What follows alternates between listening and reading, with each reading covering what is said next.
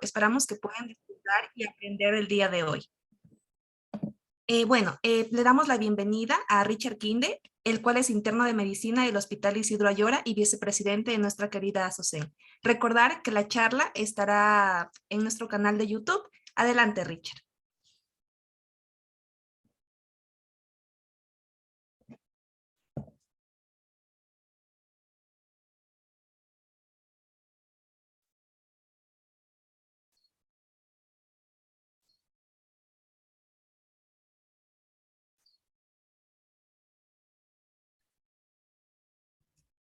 Hola, hola chicos, muy buenos.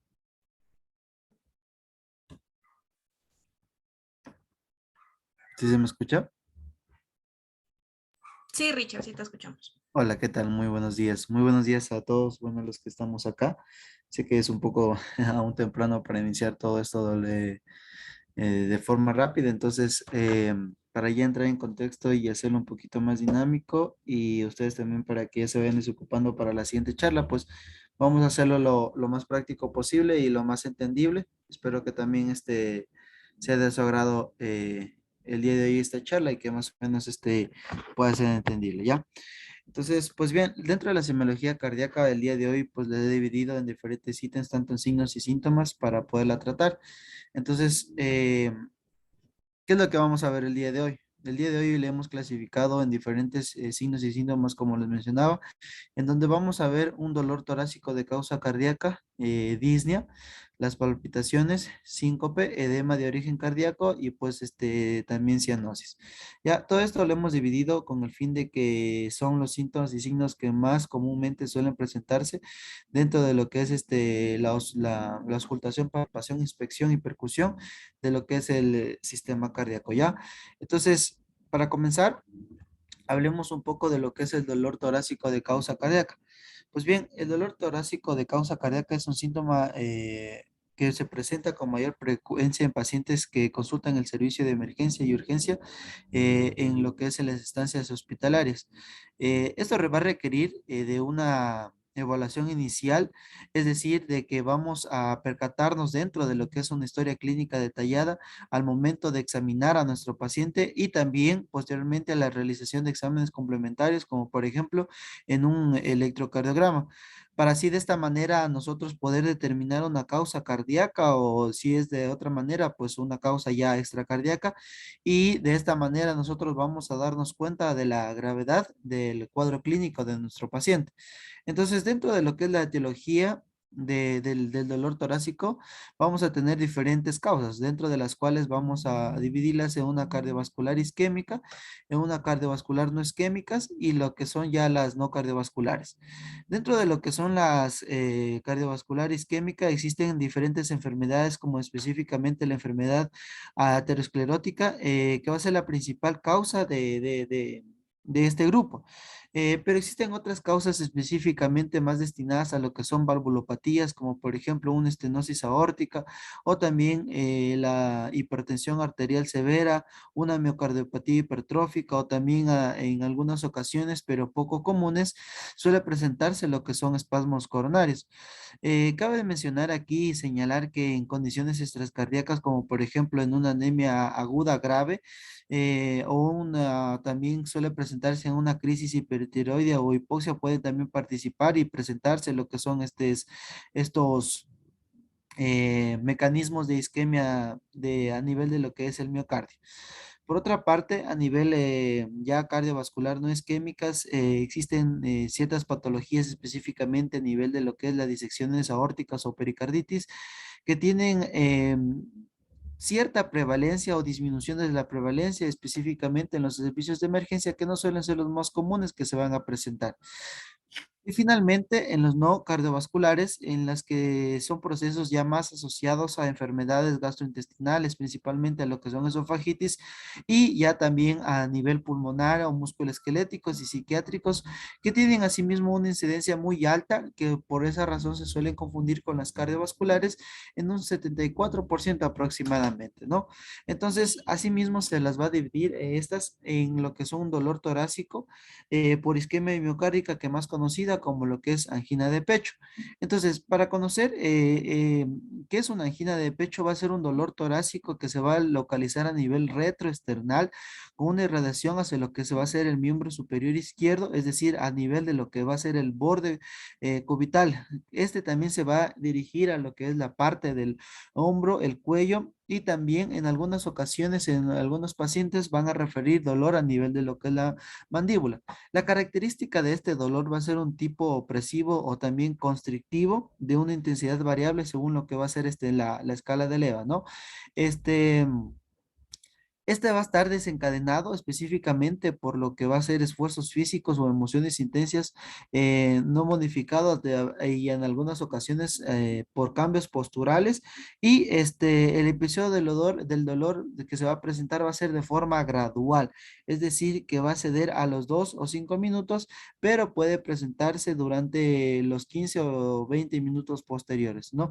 Aquí les he puesto un cuadrito de la clasificación de clínica del dolor torácico, en lo que podemos encontrar lo que es una angina típica y lo que es una angina atípica, que es decir, probable, y el dolor torácico no cardíaco. Entonces, una angina típica confirmada cumple de las siguientes características.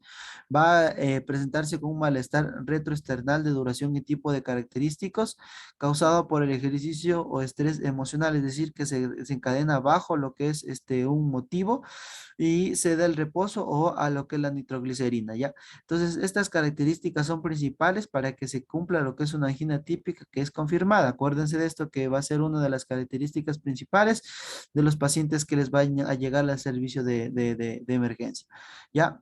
Por otra parte, la angina atípica, ¿ya? Es probable cuando cumple dos criterios citados, es decir, por ejemplo, el paciente únicamente puede presentar un malestar retroesternal y una causa causada por ejercicio, pero esta no va a ceder con lo que es el reposo, ¿ya?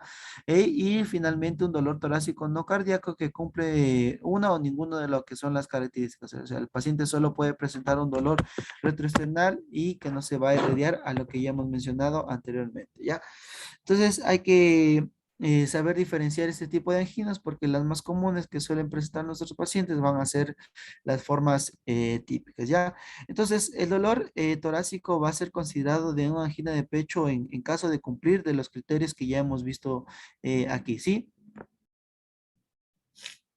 Aquí tenemos otra tablita en donde vamos a clasificar la angina de pecho, ¿ya?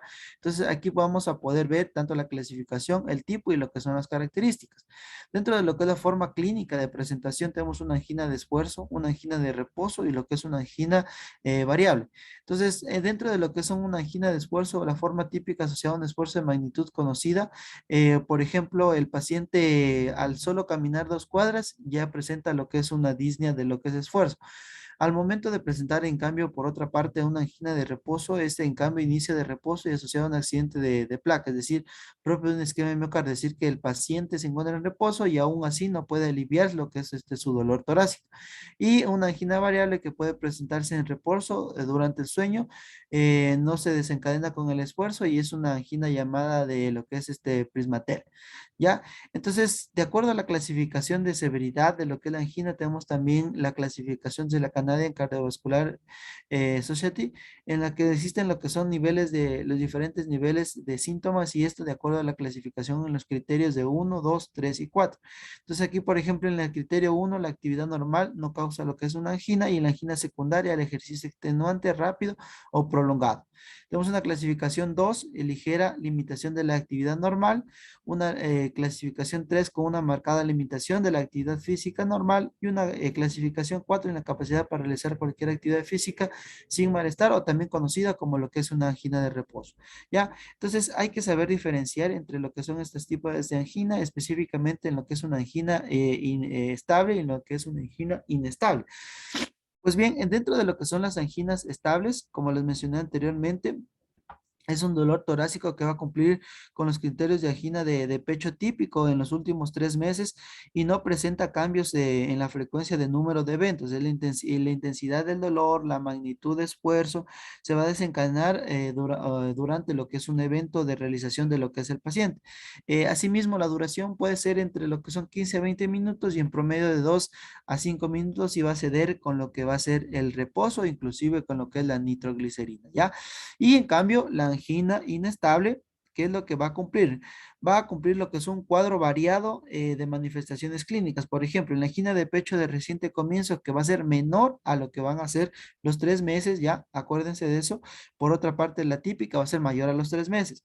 La angina de pecho progresiva, es decir, va a aumentar la frecuencia de eventos de duración, intensidad y disminución del umbral de esfuerzo que va a desencadenar lo que es el dolor, ¿ya? Presenta también así angina de reposo y se también va a presentar la angina de Prismatel o que se llama angina variable, ¿ya? Ya. Por otra parte, también vamos a tener lo que es el dolor torácico de origen cardíaco no isquémico, ¿ya? Este suele clasificarse específicamente en lo que van a ser dos, un dolor pericárdico y un dolor aórtico. En el dolor pericárdico, este va a estar producido por lo que es una pericarditis, ¿ya? Aquí como podemos observar, o también una inflamación del pericardio, que esto suele suceder al comprometer estructuras vecinas como tanto puede ser la pleura parietal o también puede ser a nivel de lo que es el diafragma, que va a generar una sensación dolorosa de localización generalmente retroesternal y que puede esta irradiarse a la pared torácica izquierda o también puede irradiarse a nivel de lo que es el cuello. Ya va a ser un dolor característico de tipo urente que va a ser también lancinante e inclusive también en algunas ocasiones con lo que se puede confundir si hacer un diagnóstico diferencial va a presentarse como lo que es un dolor de tipo opresivo. El inicio de esto, de este tipo de dolor pericárdico va a ser de inicio progresivo, es decir, evolutivo y va a presentar una intensidad variable que aumenta el dolor con lo que son los movimientos de respiración, característico, eso sí, de lo que es el dolor pleurítico, ¿ya? Y también suele exacerbarse con lo que es la presencia de lo que es la tos y lo que también la expectoración, ¿no? Por otra parte, el dolor aórtico va a estar provocado por una disección a nivel de lo que es la aorta y también suele en algunas ocasiones presentarse por un desgarro de la pared arterial generando así de esta forma un dolor ya más retroesternal, es decir, una disección propia de lo que es la aorta ascendente. El dolor también puede irradiarse a lo que va a ser el cuello y también un poco hacia la región dorsal. Ya, el inicio aquí de este dolor aórtico es de inicio brusco, es decir, se instaura de forma inmediata en lo que es nuestro paciente y lo que es la escala de leva del dolor va a ser aumentado. Cabe mencionar que en estas ocasiones, en caso de que nuestro paciente presente un dolor aórtico, suele presentarse también con síntomas como por ejemplo nuestro paciente nos va a referir síntomas neurovegetativos y en algunas ocasiones también nos va a presentar lo que son ya en las características síntomas como por ejemplo una simetría de pulsos que van a comprometer lo que es la arteria subclave izquierda y también nuestro paciente va a estar comprometiendo lo que es la arteria carótida común izquierda y en algunas ocasiones puede presentar lo que es infarto de lo que es el miocardio por compromiso justamente de lo que van a ser las arterias coronarias. Dentro de lo que es la clínica, aquí en este dolor torácico de origen cardíaco no isquémico, principalmente debemos evaluar a un paciente con este tipo de dolor. Principalmente debemos identificar las posibles orígenes cardíacas, ¿no es cierto? Si es isquémico principalmente o si no es origen no isquémico y las causas no cardíacas. Además, hay que tener en cuenta que debemos valorar la gravedad del cuadro de nuestro paciente y debemos nosotros recordarnos que hay algunas enfermedades que pueden poner en riesgo la vida de nuestro paciente y de esta manera podemos actuar de forma más precisa. Entonces, al momento de aperturar nosotros la entrevista con el paciente primero, debemos ser abiertos para generar lo que es una buena impresión, ¿no es cierto? Y luego realizar preguntas que vayan enfocadas o estén enfocadas a lo que es las posibles etiologías. Entonces, por ejemplo, podemos preguntar si él tiene dolor torácico en ese momento, cuándo fue la última vez que lo tuvo, cuánto tiempo ya ha tenido este dolor, que describe el dolor que siente en ese momento, o si es que describe el dolor que ya ha presentado, si es que en caso de presentar dolores anteriores, o que si el dolor torácico le alivia al hacer normalmente algún reposo, o si el dolor continúa al no hacer reposo. Entonces, para determinar si corresponde a un episodio agudo actual, se puede presentar una enfermedad inestable o episodios crónicos, o también episodios recurrentes más relacionados con lo que son enfermedades ya establecidas o enfermedades, lo que ya van a ser más de tipo crónico. Y debemos clasificar lo que es el dolor torácico investigando siempre y cuando lo que son características del dolor, es decir, agotar el síntoma principal y lo que van a ser los síntomas asociados. Deben, y cabe mencionar aquí que debemos investigar las antecedentes también o decir una anamnesis bien elaborada con un énfasis en los factores de riesgos cardiovasculares. Es decir, por ejemplo, si es que yo tengo a mi paciente con un tipo de dolor ya cardíaco, debo averiguar lo que son los antecedentes de mi paciente que pueden desencadenar en ese tipo de dolor. Por ejemplo, puede ser diabetes, tabaquismo, hipertensión arterial, dislipidemias, antecedentes de familiares de primera línea, eso muy en cuenta, con enfermedades ya ateroscleróticas, como infartos de miocardio, con accidentes cerebrovasculares, con antecedentes de enfermedades vasculares periféricas, o incluso a veces en ocasiones el uso de lo que son drogas, específicamente el uso de lo que va a ser la cocaína, ¿no es cierto? Y debemos valorar lo que es la probabilidad de lo que son enfermedades ateroscleróticas, eh, y considerar lo que es el tipo de dolor, la edad, el sexo y factores de riesgo ya cardiovasculares, como ustedes ya muy bien lo saben. ¿Ya? Entonces, dentro de estos tipos de dolor torácico de origen cardíaco no isquémico, también hay que realizar una identificación de lo que son los síntomas de alarma, ¿no es cierto? Entonces, dentro de lo que son los síntomas de alarma, por ejemplo, si es que yo a mi paciente tengo una angina típica progresivo de reposo con factores de riesgo cardiovascular, entonces es muy probable que mi paciente esté con un infarto agudo de miocardio, con una angina inestable, ¿no es cierto? Por otra parte, si es que mi paciente tiene un dolor torácico con antecedentes de un infarto agudo de miocardio previo, obviamente mi paciente va a estar en el servicio de emergencias presentando nuevamente un infarto agudo de miocardio con una angina inestable. Ahora, si es que mi paciente viene con dolor torácico con palpitaciones y únicamente, puedo sospechar de un infarto agudo de miocardio con una presentación de lo que es una arritmia. ¿Ya? Entonces, aquí hay que tener en cuenta muy en claro lo que es el cuadro de mi paciente, si es que pues, es de origen cardíaco o no de origen cardíaco, o es de origen isquémico o de origen isquémico, ¿ya? Entonces, dentro de lo que es la presentación de lo que es el dolor torácico. Entonces, aquí finalmente les he puesto, para acabar el primer síntoma, una diferenciación de diagnósticos para el dolor torácico. Por ejemplo, aquí lo clasificamos en un dolor, esperen un ratito.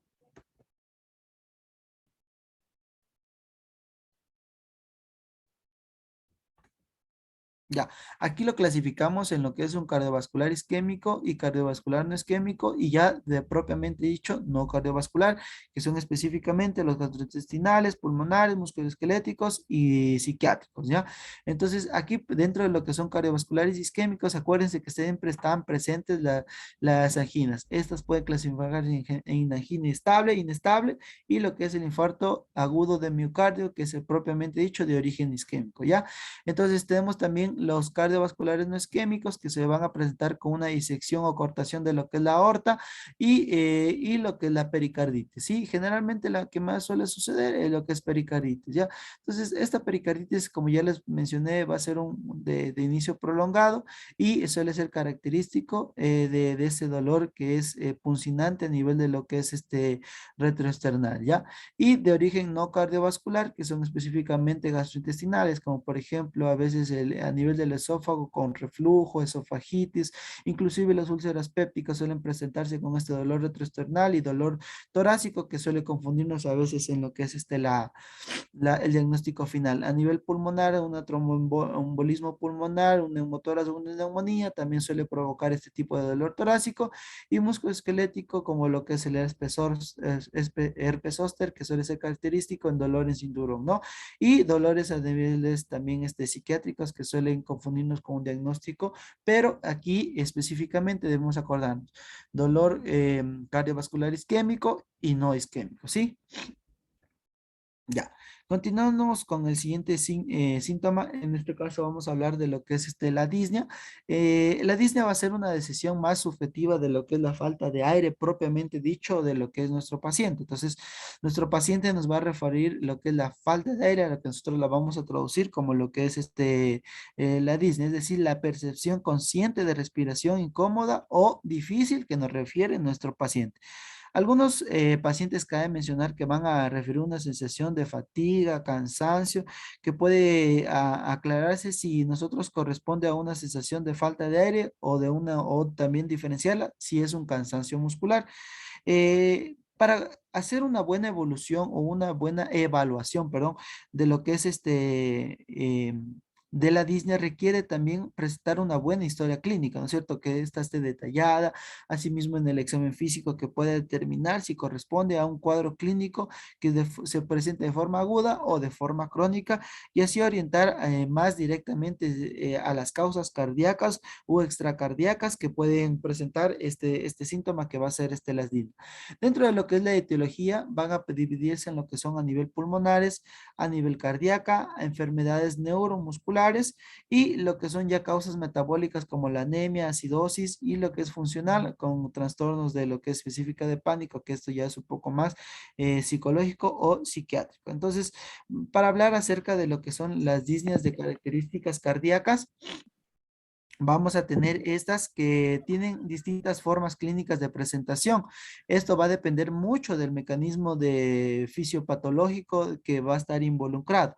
Es importante aquí de esta manera, si es que nosotros conocemos ya las líneas de origen cardíacas, reconocer las características que de disnea que requieren un manejo ya de urgencia en el caso de, por ejemplo, de un paciente con una disnea aguda desencadenada en reposo o de un esfuerzo de instalación rápida de lo que va a ser el síntoma. También se debe tener en cuenta y considerar la presencia de condiciones que son propias ya de la presentación de lo que es la patología acompañante de lo que es la disnea y también si es que en caso de que nuestro paciente se presente cuando se encuentra en ortopnea o en este caso si es que nuestro paciente se presenta con una disnea ya paroxística nocturna. Entonces, dentro de la clasificación de la disnea, tenemos aquí el tipo y lo que son y lo que son las características, ¿no es cierto? Entonces, aquí tenemos una disnea de esfuerzo que va a estar asociada a un esfuerzo físico o una emoción intensa, ¿ya? Una disnea de reposo que se va a presentar cuando nuestro paciente se encuentra en completo reposo físico y mental, es decir, que esta puede clasificarse tanto en aguda como crónica. Crónica como ya una insuficiencia cardíaca severa y aguda asociada a una insuficiencia cardíaca aguda hasta lo que suele presentarse en algunas ocasiones con un edema pulmonar. Disnea paroxística nocturna, que es un episodio de Disney agudo, inicio brusco, se despierta el paciente y se levanta de cama para tomar aire, ¿ya? Esto suele tener una duración de lo que son minutos y también suele conocida como lo que es un asma cardíaco. Ortopnea es si nuestro paciente está en posición de cúbito y el paciente alivia las molestias en posición de sentado, ¿ya? Es decir, que nuestro paciente va en algunas ocasiones poner algunas almohadas para poder dormir. Y lo que es la platipnia, que nuestro paciente va a presentar disnea en posición sentado. Y en cambio aquí todo lo contrario, nuestro paciente va a poder aliviarla cuando se encuentra de forma de pie, ¿ya? Y suele ser una disnea de origen más comúnmente de forma respiratoria, ¿ya? Entonces también cabe mencionar que debemos tener en cuenta Tener en cuenta los grados de capacidad funcional, es decir, la clasificación de la disnea de acuerdo a lo que son los grados de capacidad funcional. Entonces tenemos, por ejemplo, el grado uno en lo que el paciente presenta disnea cuando realiza grandes esfuerzos, es decir, correr, subir gradas, deportes o que efectúa sin molestias poco tiempo después. Es el grado uno. El grado 2 es un paciente que presenta disnea cuando realiza esfuerzos moderados cotidianos, es decir, al caminar, al correr, un poco breve y subir únicamente lo que es un piso. Un grado 3 ya el paciente presenta disnea cuando realiza esfuerzos ligeros, es decir, únicamente al vestirse o al hablar, comer. Y el grado 4 que el paciente presenta disnea en pleno reposo físico y mental, ¿ya? Ya, entonces aquí hay que tener muy en cuenta lo que es la presentación de la clínica, de lo que es la disnea, entre lo que nosotros ya la entrevista va a estar, que tiene que tener los principales objetivos de evaluar si la condición es aguda o si es crónica. Identificar el síntoma afectado, es decir, si es respiratorio, si es cardíaco, musculoesquelético o si es psiquiátrico. Debemos evaluar para poder nosotros clasificarlo y poder tomar acciones sobre la misma, ¿no es cierto? Y se abre tener en cuenta que tenemos que evaluar la gravedad de la disnea o del síntoma que van a estar en algunas ocasiones y acompañantes a lo que es la disnea. Entonces, para nosotros aperturar una entrevista con nuestro paciente y preguntar más, básicamente, debemos realizar preguntas abiertas para que nosotros, para que el paciente inclusive nos pueda dar inclusive mayor respuesta, como por ejemplo, si es que el problema, cuál es el problema de la respiración, a qué se debe el problema de la respiración, cuánto tiempo ha presentado esta dificultad para poder respirar, si ha presentado hace pocos minutos, si ha presentado hace ya un tiempo prolongado. Entonces, debemos que nuestro paciente se ve en la capacidad de poder darnos una respuesta para nosotros así de esta forma poder evaluar cuál es el origen de lo que es esta disnea, ¿no es cierto? Entonces, se debe tener en cuenta que debemos realizar preguntas que vayan a estar destinados a lo que son la duración de lo que es los síntomas, es decir, si es una forma aguda o si es una forma crónica, que vayan a describir lo que son de forma más detallada lo que es la disnea de nuestro paciente, es decir, la evaluación, es decir, tanto de para que el tiempo de evolución, la forma progresiva de evolución, la intensidad, la capacidad funcional de nuestro paciente, como ya vimos en la tabla anterior, si es que la disnea se desencadena por esfuerzos físicos, al solo cambiarse o vestirse, al solo caminar un poco tiempo, o si se desencadena si es que nuestro paciente se encuentra en reposo y debemos preguntar a nuestro paciente también si son síntomas y signos asociados como por ejemplo cardiovasculares. Podemos decir si es que este síntoma se acompaña ya de un dolor torácico, si se acompaña también a veces de edema de miembros inferiores y así ves también si es que se acompaña de lo que son síntomas asociados como respiratorios, dolor pleurítico, tos, esputo, salivaciones, a veces en las consultaciones si se acompaña con sibilancias o también si se acompaña con lo que es fiebre. Ya, cabe mencionar que también es muy importante los factores de riesgos cardiovasculares, como por ejemplo en el caso de hipertensión arterial, la diabetes, dislipidemias, que suelen también, inclusive el tabaquismo, que es muy fundamental, que suele encadenarse con lo que es la presencia de lo que son disneyas y factores de riesgo respiratorios, como por ejemplo EPOC, tuberculosis, tabaquismo, exposición a lo que es el humo por prolongado tiempo y factores tromboembólicos, como por ejemplo antecedentes de una TEP o una trombosis venosa profunda o inclusive en lo que son hábitos, que específicamente en lo que es el uso de tabaco y el uso de algunas drogas, específicamente el que suele desencadenar cuadros de disnea, que son la cocaína, ¿no es cierto? Entonces, dentro de lo que es un diagnóstico ya diferencial de los tipos de disneas, vamos a dividirla en una disnea de origen crónico y una disnea de origen grave, ¿ya? Agudo, perdón. Entonces, si yo tengo una disnea de origen crónico, yo puedo sospechar en mis causas cardíacas, pulmonares, psiquiátricas, e inclusive en algunas neuromusculares, ¿ya?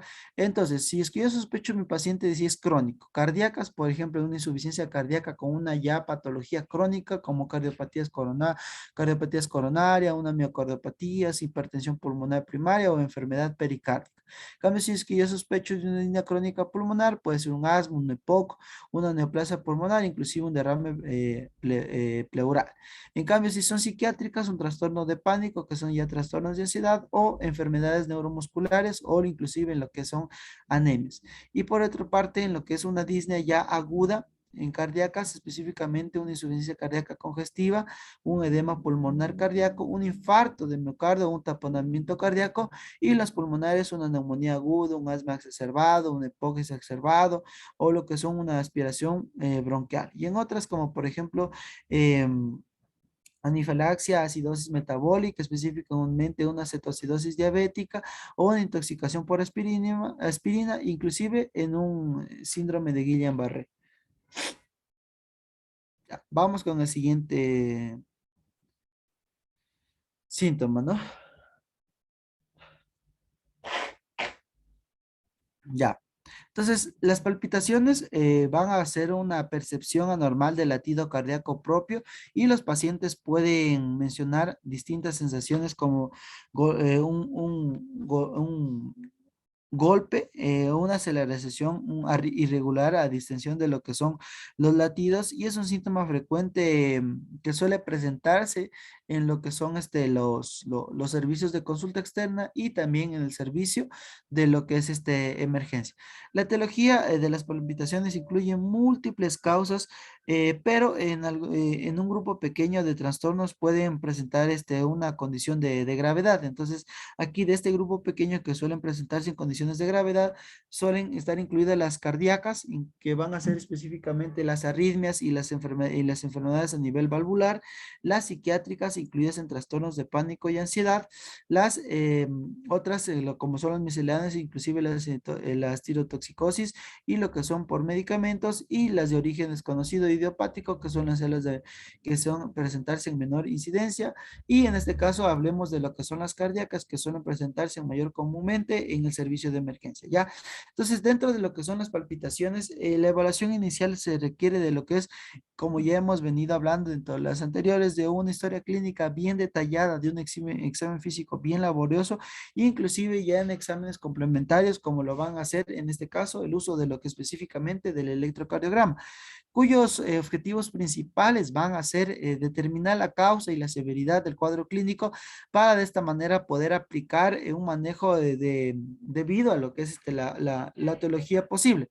Ya, entonces la apertura de la entrevista siempre va a estar destinado a lo que es la historia detallada. Por ejemplo, nuestro paciente le vamos a referir que nos cuente sobre lo que son sus palpitaciones, el inicio de lo que son los síntomas, qué puede hacer cuando o qué hace cuando manifiesta estos síntomas, si suele a veces presentarse con lo que son desmayos con los síntomas, si tiene dolor en el pecho o lo que es la falta de respiración, y debemos tener en cuenta que nos describa lo que es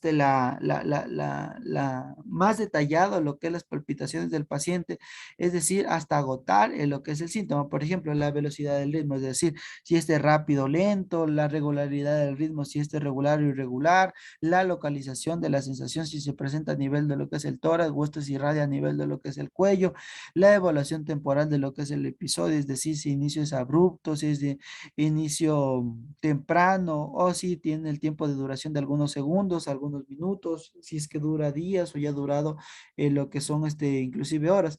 Y debemos tener en cuenta lo que son factores desencadenantes como lo que es el esfuerzo, el reposo o inclusive a la exposición con lo que es algunos desencadenantes como van a ser lo que es el alcohol y el uso de algunas drogas, ¿ya?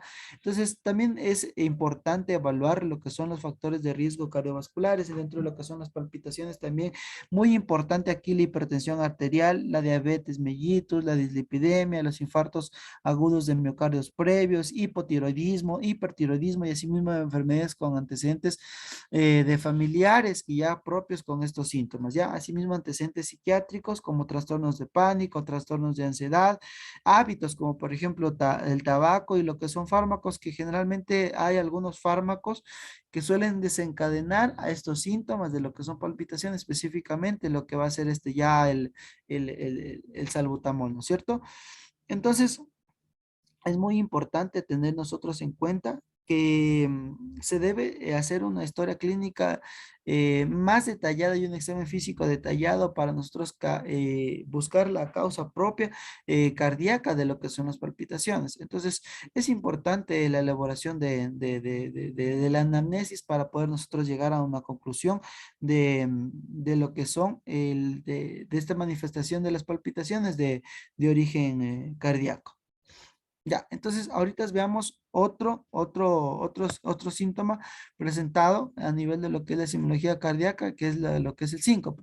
Entonces, el síncope, por otra parte, va a ser la pérdida de conciencia súbita y transitoria que va a estar asociada a lo que es pérdida del tono postural con una recuperación de forma espontánea y completa, que se debe generalmente por una consecuencia de una disminución o una hipoperfusión cerebral global que suele ser de forma transitoria.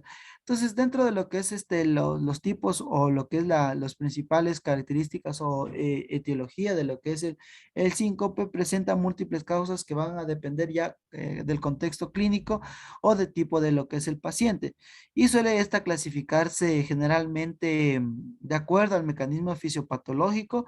Entonces, se va a clasificar generalmente en lo que son tres grandes grupos. Entonces aquí tenemos, por ejemplo, medido por reflejos, por hipotensión ortostática y el síncope ya conocido de origen cardíaco. Entonces, a niveles por reflejos tenemos lo que es un síncope vasovagal, que es un síncope ya cardiogénico, un síncope situacional, como por ejemplo tos, micción, deglución o defecación, un síncope de seno carotidio, ¿ya? Y lo que es el síncope ortostático y el síncope cardíaco que suele estar presentado por una enfermedad cardiovascular orgánica, es decir, un síncope de esfuerzo, y generalmente suele presentarse por lo que son también las arritmias.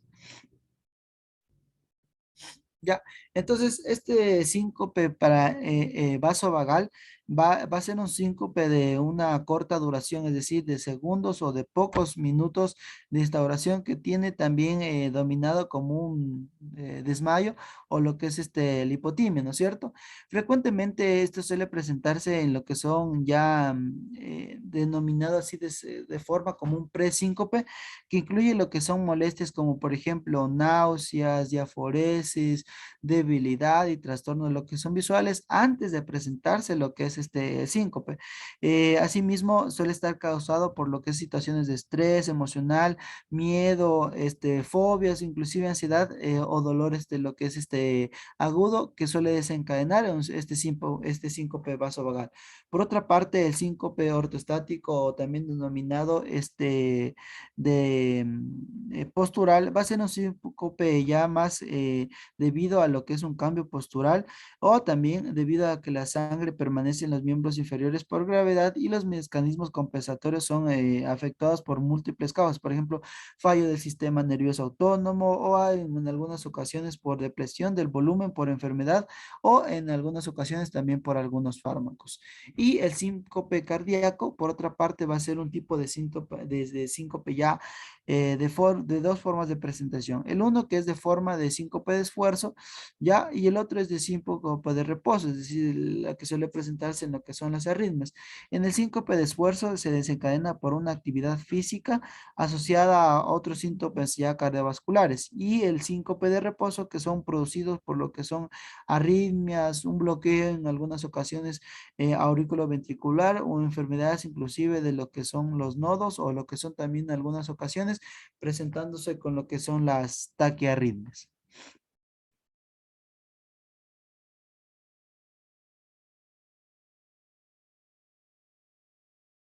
Ya. Veamos el edema de origen cardíaco. Entonces, el edema de origen cardíaco va a ser un signo clínico que se va a notar debido a lo que es un aumento del volumen de piel.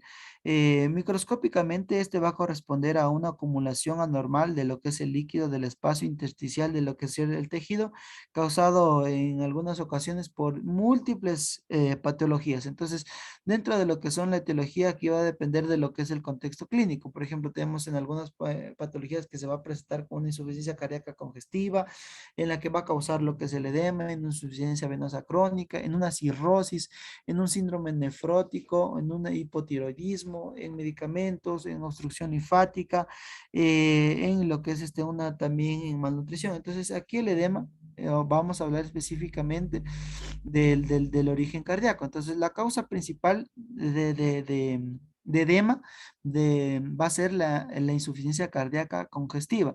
El edema aquí va a estar en característico a la inspección por un aumento de lo que es el volumen en la piel de aspecto tumefacto, es decir, el edema va a ser liso, brillante, con pérdida de pliegues cutáneos, la compresión sobre un área de la piel de una estructura ósea específicamente a nivel, por ejemplo, tibetal, presenta lo que es presencia, una consistencia como lo que es pastosa, y aquí vamos a encontrar lo que es específicamente lo que es el signo de Godet o de lo que es la fobia, es decir, si es una fobia positiva o es una fobia negativa.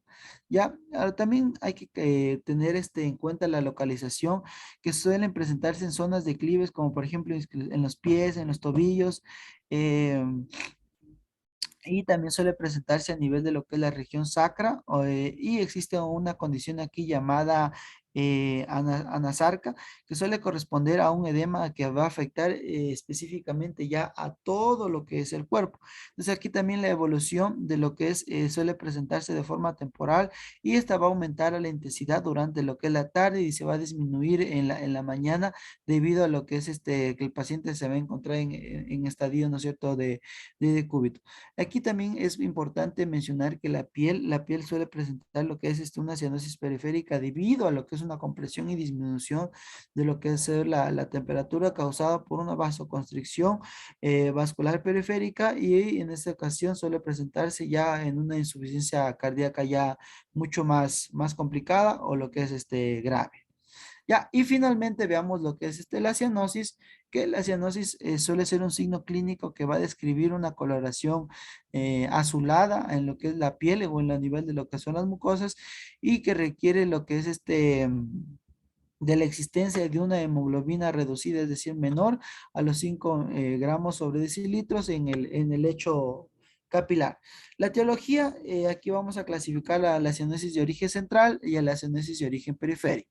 Entonces, por ejemplo, la cianosis de origen central, que suele comprometer lo que son los labios, la lengua, la mucosa bucal, y el compromiso bucal va a estar presente, la temperatura de piel va a estar tibia, poliglobulia suele estar presente con signos de hipoxia crónica, en calor local suele haber una cianosis no modificada, y una administración de oxígeno va a disminuir y va a mejorar lo que es la cianosis.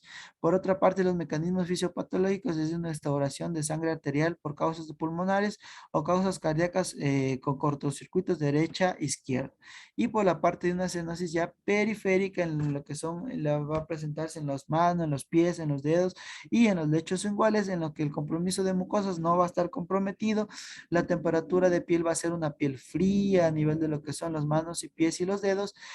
Aquí no existe lo que es una disminución de lo que es una cianosis, y también va a mejorar con lo que es la presencia, no va a mejorar con la presencia de lo que es el oxígeno, y los mecanismos fisiopatológicos va a estar destinado a una vasoconstricción periférica de origen local, por ejemplo, en un espacio de obstrucción ya vascular, y suele estar más destinado a lo que son patologías como por ejemplo en una insuficiencia cardíaca ya de origen congestiva.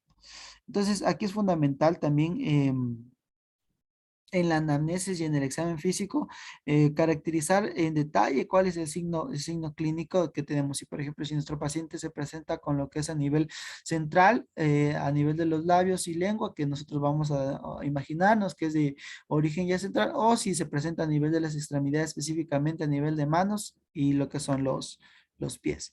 Bueno, y eso es todo por el día de hoy, dentro de lo que son los signos y síntomas de origen cardíaco.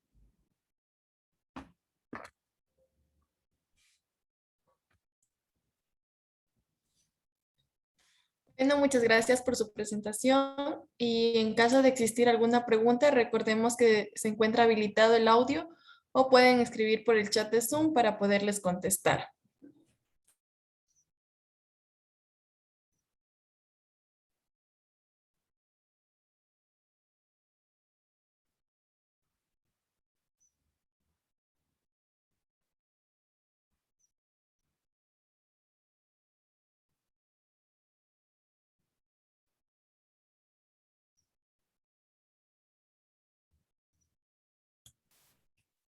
Bueno, ya que no existe ningún tipo de preguntas, de parte de todo el comité organizador y de los asistentes, se les agradece enormemente por esta magnífica presentación y por supuesto se nota que nos quedó claro el mensaje que se quería transmitir para implementar en nuestra vida personal y profesional.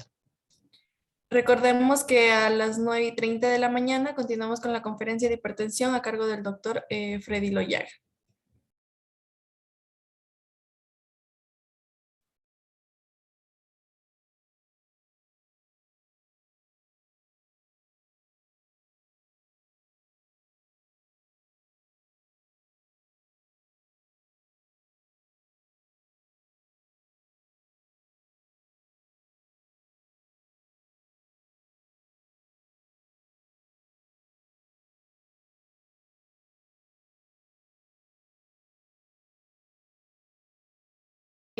Vamos a dar inicio a la siguiente charla, esperando que puedan disfrutar y aprender el día de hoy de la presentación que se encuentra a cargo del doctor Freddy Loyaga, médico docente de la Universidad Nacional de Loja, especialista en medicina interna en la Universidad Central del Ecuador, máster en cuidados paliativos en la Universidad Rey Juan Carlos. Les recordamos a todos los participantes que esta transmisión quedará disponible en nuestro canal de YouTube y recordarles que pueden realizar cualquier tipo de pregunta que surja durante esta conferencia por medio del chat del Zoom o por los diferentes grupos de WhatsApp. Adelante, doctor. Buenos días a todos. Qué gusto compartir con ustedes en esta mañana, agradeciéndoles antes por permitirme pues compartir algo de conocimiento en este día sobre hipertensión arterial.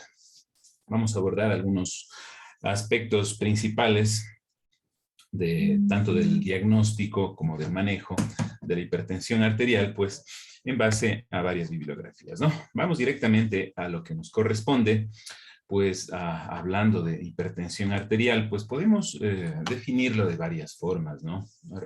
Podemos empezar definiendo por el aspecto fisiopatológico que hemos aprendido en las universidades, donde hablamos que la presión arterial pues es la fuerza que ejerce la sangre contra las paredes de los vasos sanguíneos, ¿no? Pero ya hablando de hipertensión, pues estamos hablando de un nivel de presión arterial sobre lo normal. Y en estos niveles de presión arterial, pues ya existen amenazas para el funcionamiento normal del cuerpo, ¿no? Entonces, la hipertensión arterial es un nivel sobre la cual ya existen beneficios de un tratamiento, ¿no? Ya sea intervenciones en el estilo de vida del paciente o con medicamentos. Y todas estas acciones van a superar los riesgos que conllevan mantener una presión arterial mayor a 140 en la sistólica y 90 en la diastólica. Ahora, eso de forma general. Por supuesto que existen valores mucho más específicos que vamos a verlos más adelante y que nos permiten clasificarlo.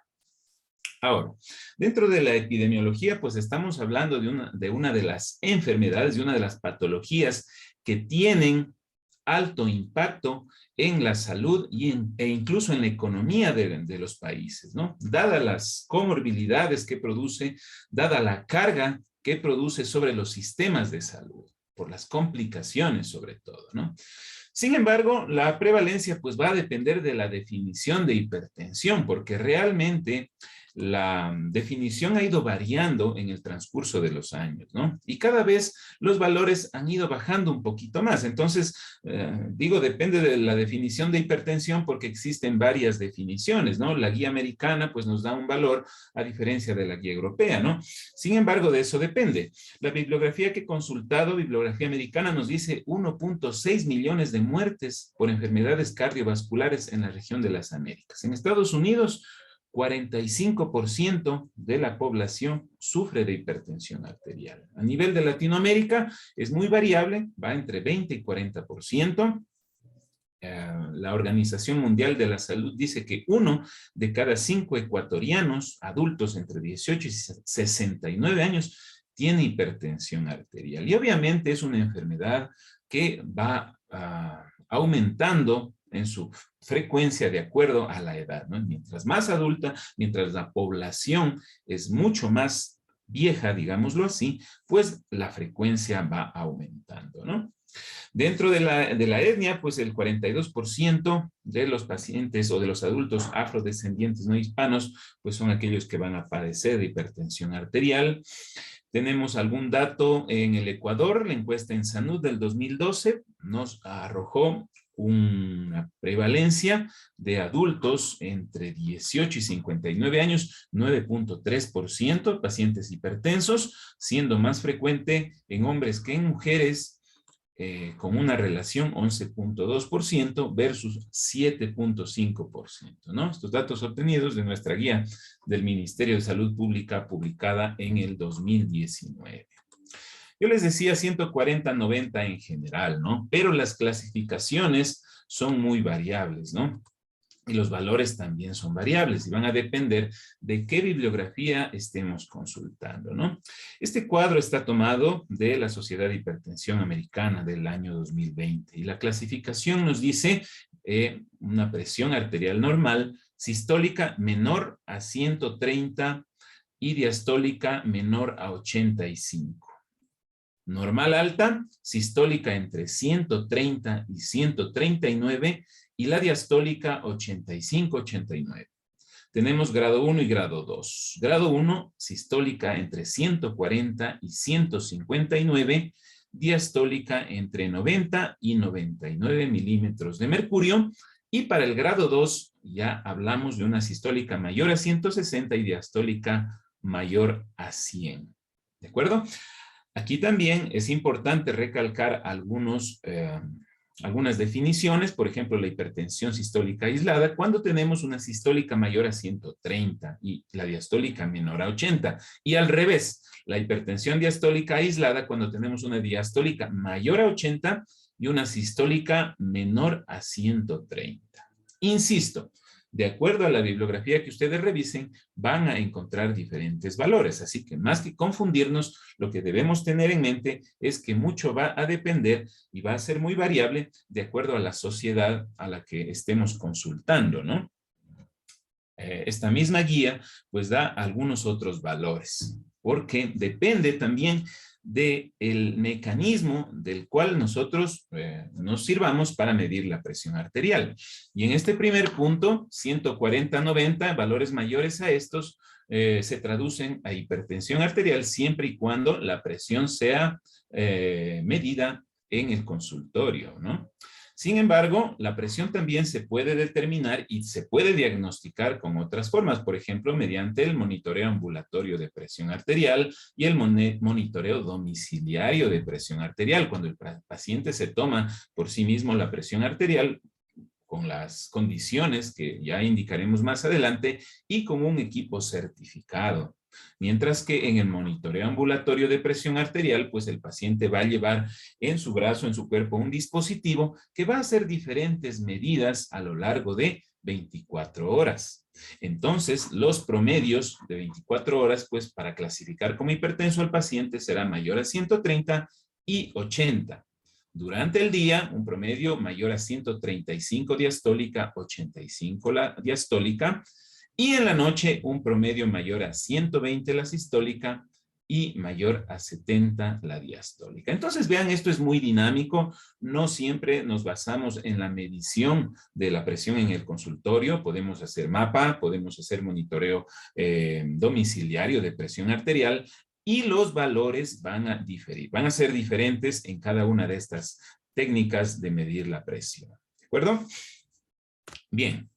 Existen otras definiciones también, como la hipertensión de bata blanca, aquella que se eleva durante la medición de la presión arterial en el consultorio, pero no va a cumplir los criterios de diagnóstico de hipertensión según lecturas realizadas fuera del consultorio. Es decir, hipertenso en el consultorio, normotenso fuera del consultorio, ¿no? Ahora, puede ocurrir lo contrario, ¿no? Normotenso en el consultorio e hipertenso fuera del consultorio. Ahí estamos hablando de una hipertensión enmascarada y cada una de estos tipos de hipertensión pues van a ser abordados de diferente forma. Y ya lo vamos a ver. Ahora, existen varias condiciones para medir la presión arterial, porque un error muy común es medir la presión arterial con el paciente que llega corriendo, que viene subiendo las gradas, que está nervioso, que perdió el turno, ¿no? Múltiples aspectos que nos puede llevar a un error.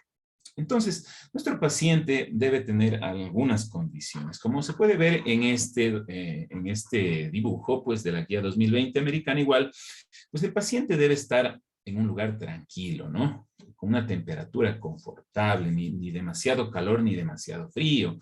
No debe haber fumado, no haber tomado café, ni tampoco haber hecho ejercicio en los últimos 30 minutos con la vejiga vacía. Debe estar tranquilo, sentado entre 3 a 5 minutos, ¿no? Y la posición es importante. Como ustedes pueden ver, el paciente sentado en una silla, con los pies en el piso, la espalda apoyada en el respaldar de la silla. Mientras usted tome la presión, el paciente no debe hablar, el brazo debe estar descansando a la altura del corazón, ni muy arriba ni muy abajo. El manguito debe estar de acuerdo al tamaño del brazo, ¿no? Porque es un error también muy común tomar con un manguito estándar a todos los pacientes, ¿no? Tenemos pacientes muy delgaditos en donde el manguito del tensiómetro le da 4 o 5 vueltas, pues no, vamos a tener error. Y al contrario, ¿no? Pacientes muy obesos en los que el manguito a duras penas se cierra, ¿no? Bien, debemos tener un equipo electrónico, un tensiómetro validado, ¿no? Aquí, como ustedes pueden ver en este segundo punto, en el número 2, existe esta página web, ¿no? Donde ustedes pueden revisar si su dispositivo está validado, ¿no? Para poder tener un valor de presión arterial fiable. Bien. Hablemos brevemente de fisiopatología, ¿no? La fisiopatología realmente es muy amplia. Existen múltiples aspectos, varios factores que producen hipertensión. Es más, ni siquiera existe algo claro cuando hablamos de hipertensión arterial esencial, ¿no? Porque digamos en pocas palabras que la hipertensión arterial es multifactorial. No existen teorías que tratan de explicar por qué el paciente presenta hipertensión arterial, pero en este caso voy a hacer un enfoque desde el punto de vista fisiológico y fisiopatológico, ¿no? Para hacerlo un poco más entendible y rápido, ¿no? Entonces, recordemos que la presión arterial está determinada fisiológicamente por el gasto cardíaco y por la resistencia periférica. Y a su vez, estos dos factores están determinados, el gasto cardíaco por el volumen sistólico, ¿no? Es decir, la cantidad de sangre que sale del ventrículo izquierdo en la sístole, ¿no? Y la frecuencia cardíaca. Los dos aspectos nos van a permitir un gasto cardíaco adecuado, un gasto cardíaco normal. Resistencia periférica, en cambio, está dada por los vasos sanguíneos, ¿no? Y no solamente por la calidad, por la anatomía de los vasos sanguíneos, sino también por la función del vaso, ¿no? Porque el vaso sanguíneo, pues no es un tubo inerte, ¿no? Es un tubo, o más bien es un vaso muy dinámico, ¿no? Que tiene la capacidad de expandirse, de contraerse de acuerdo a determinados estímulos. Entonces tenemos la parte anatómica y la parte funcional que nos permite mantener una presión arterial adecuada. les decía al inicio que la presión arterial es la fuerza que ejerce la sangre frente a los vasos sanguíneos. Entonces acá está, ¿no? La fuerza está determinada por el gasto cardíaco y a su vez por volumen sistólico y frecuencia cardíaca, y la resistencia pues determinada por los vasos. Ahora, esto hablando de la fisiología, pero ¿qué pasa en la hipertensión arterial? ¿Por qué el paciente se vuelve hipertenso? Y como les decía, tiene una etiología multifactorial, pero algunos aspectos que están ya claramente identificados como origen de la hipertensión arterial es el consumo de sodio. Seguramente ustedes han leído, han escuchado que el exceso de sal pues va a predisponer a nuestro paciente a la hipertensión arterial. Y es así porque el aumento del consumo de sal, pues a medida que sobrepasa la capacidad de regular la natremia dentro del organismo, pues ya empieza a acumular sodio. Al acumular sodio, pues sube la natremia. Sube la osmolaridad plasmática, ¿verdad? Recuerden que el sodio va a arrastrar también de la mano agua, ¿no? Entonces, eso va a hacer que se reabsorba agua desde los riñones, ¿no? Desde los del túbulo contorneado distal. Al ahorrar agua, al ahorrar sodio por el exceso de la ingesta, pues vamos a tener un aumento de la volemia. Este aumento de la volemia pues ya va a empezar a traducirse a este nivel. Va a aumentar el volumen sistólico. Si tenemos aumento de la volemia, pues el corazón también va a empezar a aumentar su frecuencia para compensar esta hipervolemia a la que se somete el paciente. Y por supuesto, a su vez, esto sube el gasto cardíaco. Y vamos yendo más atrás, pues esto se traduce como hipertensión arterial.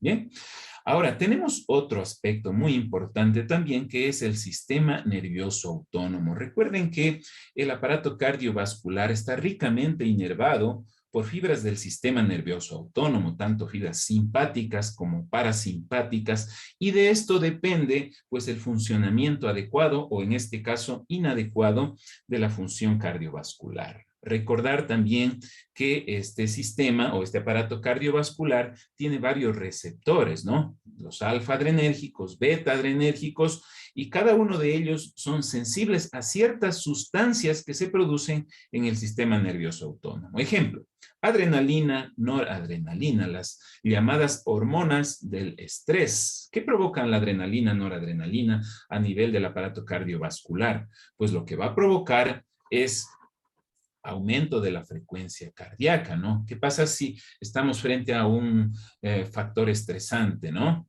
A un temblor, ¿no? Examen de cardiología. Aumenta la frecuencia cardíaca, ¿no? Sistema nervioso autónomo.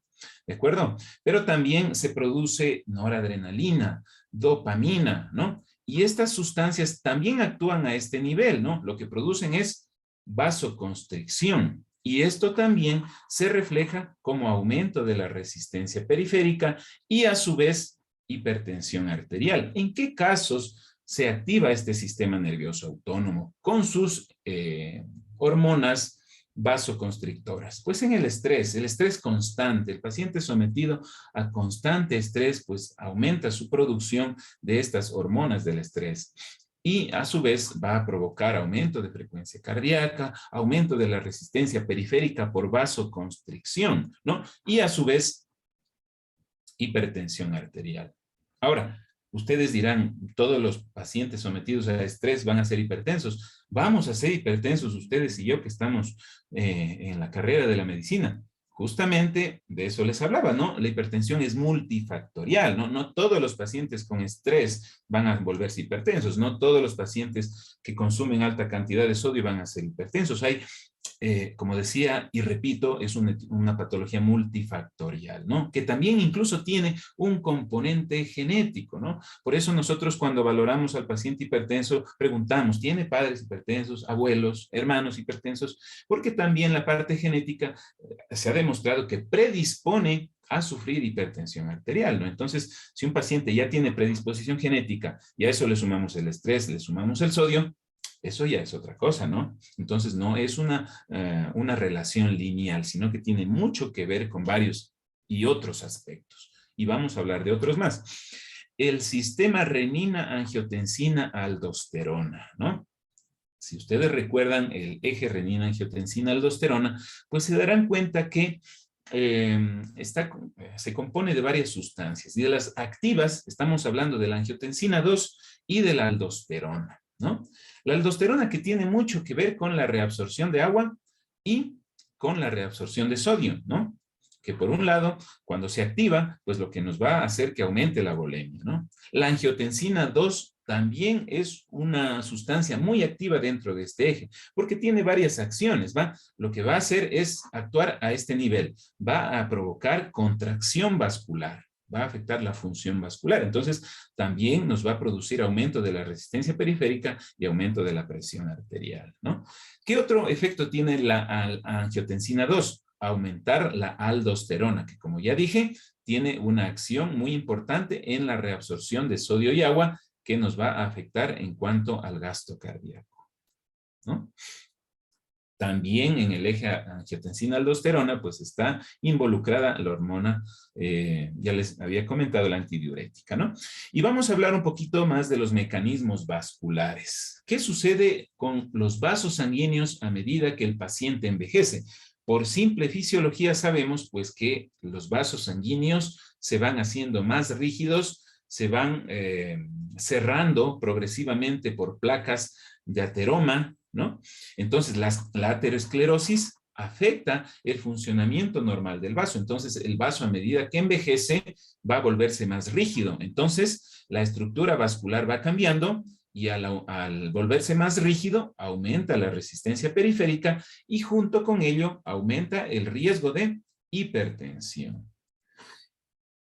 Esta arteriosclerosis obviamente tiene que estar asociada a otros factores de riesgo. Ejemplo, dislipidemia, ¿no? No es lo mismo un paciente que envejece pero sin factores de riesgo cardiovascular a un paciente que tiene dislipidemia. No va a ser lo mismo, va a ser un vaso de mucha menor calidad, ¿no? Que adicional a la alteración de la estructura del mismo, pues va a tener una alteración vascular, porque recuerden que el vaso sanguíneo, el endotelio, es un tejido muy, muy funcional, ¿no? Donde se producen sustancias que producen tanto vasoconstricción como vasodilatación. Ejemplo, óxido nítrico. Si el endotelio se daña producto de arteriosclerosis o de hipertensión arterial o de tabaquismo o de cualquier factor de riesgo cardiovascular, ese endotelio va a dejar de producir sustancias vasoactivas, ¿no? Va a dejar de producir sobre todo sustancias vasodilatadoras como el óxido nítrico. Y si no existe óxido nítrico, pues ese vaso va a perder la capacidad de dilatarse, ¿no? En condiciones apropiadas.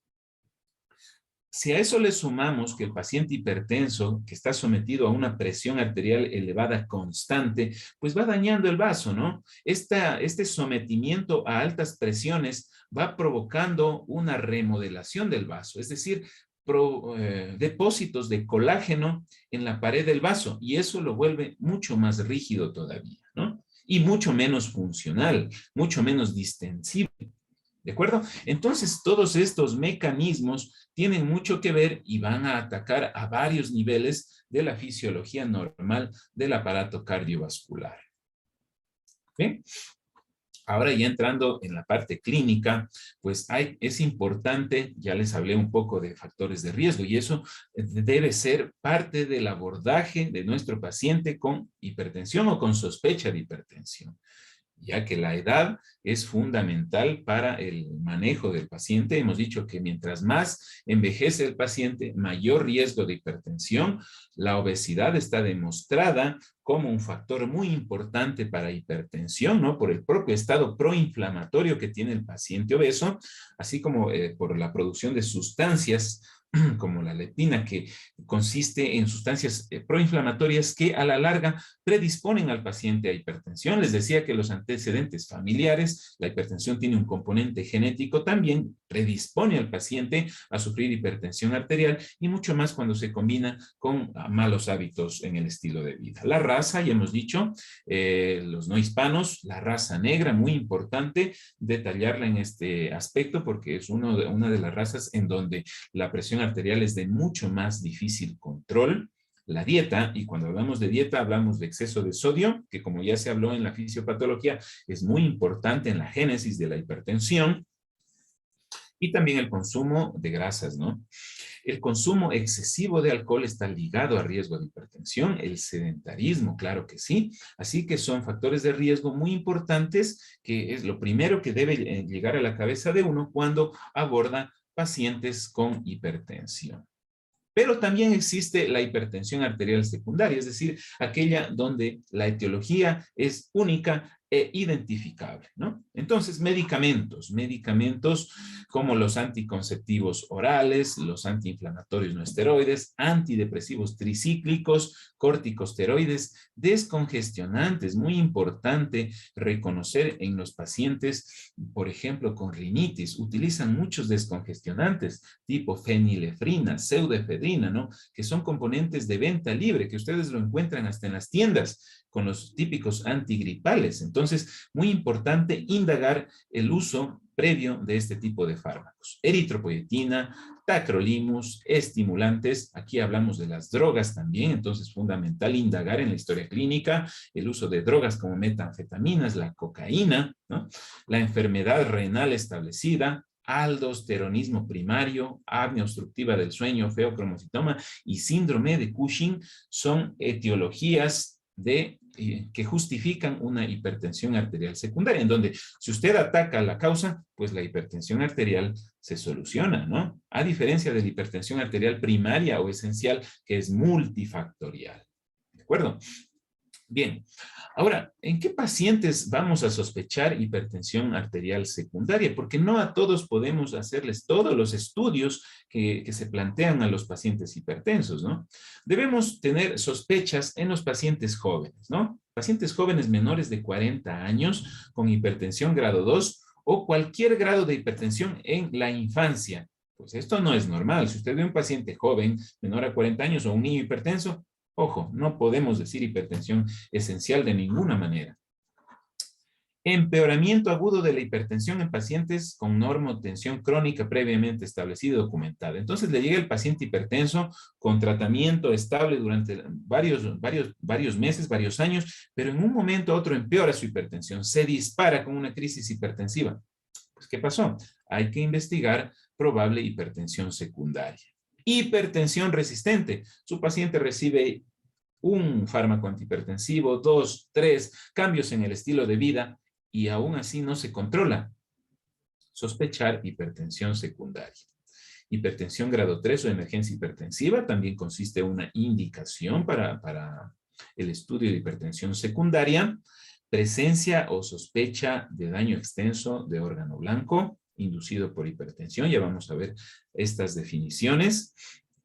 Características clínicas o bioquímicas de sugestivas de causas endócrinas de hipertensión. Entonces, si usted tiene un paciente renal crónico, tiene un paciente hipertiroideo, ¿no? Entonces, hay que plantearse este probable diagnóstico, la probable etiología. Características clínicas de apnea obstructiva del sueño. Pues la apnea obstructiva del sueño es una patología que sí se puede valorar, se puede sospechar mediante el análisis clínico del paciente, ¿no? Antecedentes de feocromocitoma también, o signos sugestivos de feocromocitoma como crisis hipertensivas paroxísticas, ¿no? Entonces, todas estas características de los pacientes nos pueden permitir desviar nuestro diagnóstico hacia una causa secundaria. ¿De acuerdo?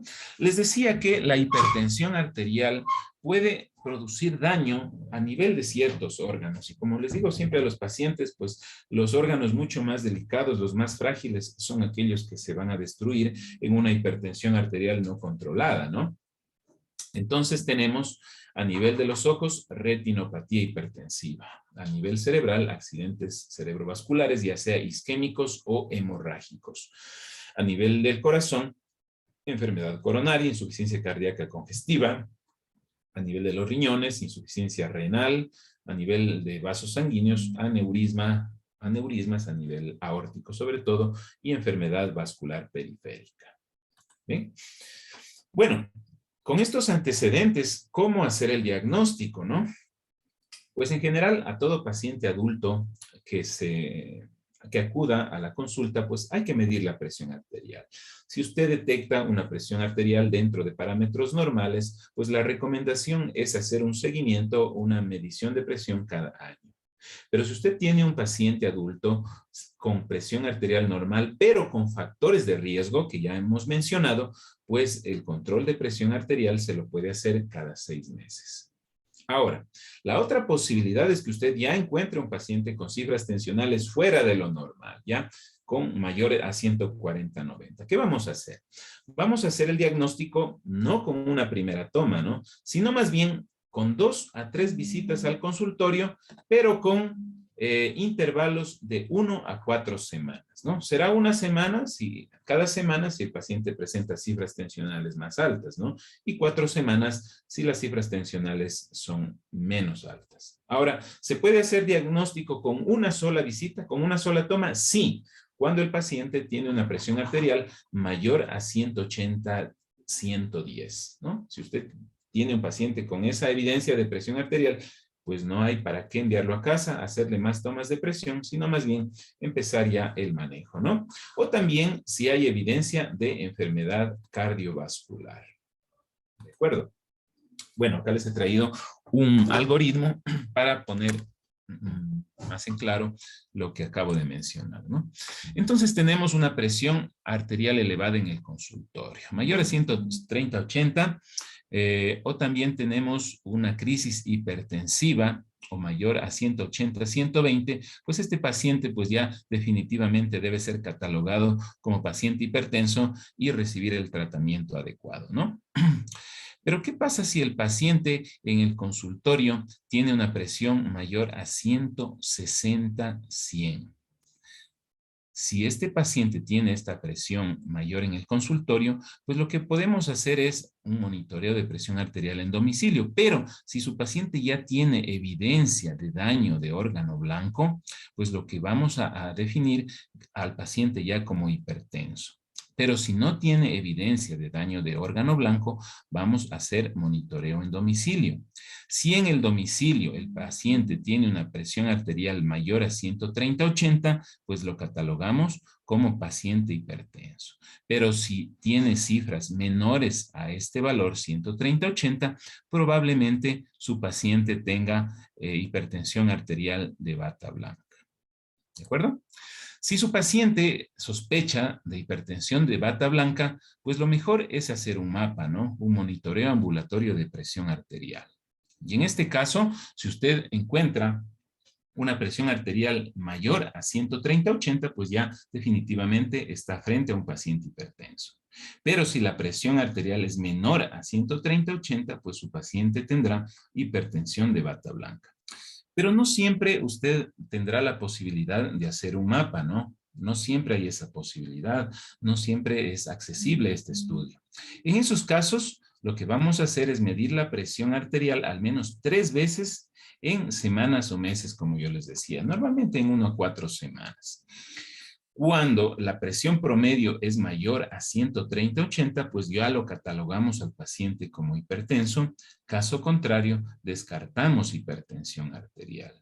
¿Qué les quiero decir? En estos casos, pues que lo mejor es hacer un monitoreo ambulatorio de presión arterial, a menos que no sea posible por falta de recurso o falta de equipo.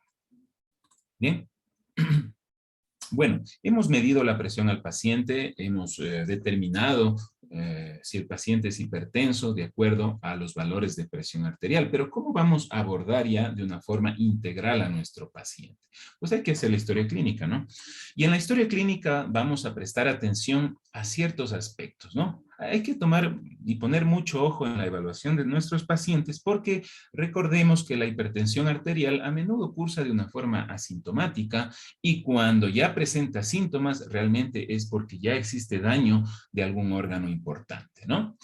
Las hipertensiones secundarias pueden provocar sintomatología y sobre todo cuando estamos frente a complicaciones hipertensivas, lo que les comentaba, daño de órgano blanco o ya una crisis hipertensiva. Entonces, lo primero, obviamente, vamos a medir la presión arterial, por supuesto, con las condiciones ya descritas previamente. Abordar el uso de medicamentos, que también ya hemos mencionado, muy importante en la recopilación de antecedentes de nuestro paciente. Identificar factores de riesgo, también ya mencionados. Insisto, antecedentes de patología cardiovascular como infarto, insuficiencia cardíaca, ictus, accidente isquémico transitorio, diabetes, dislipidemia, patología renal crónica, tabaquismo, la dieta, consumo de alcohol, actividad física. Todos estos aspectos deben ser muy bien abordados en el paciente ya con diagnóstico de hipertensión. Hay que evaluar el riesgo cardiovascular, ya les voy a indicar más adelante, determinar signos y síntomas, ¿no?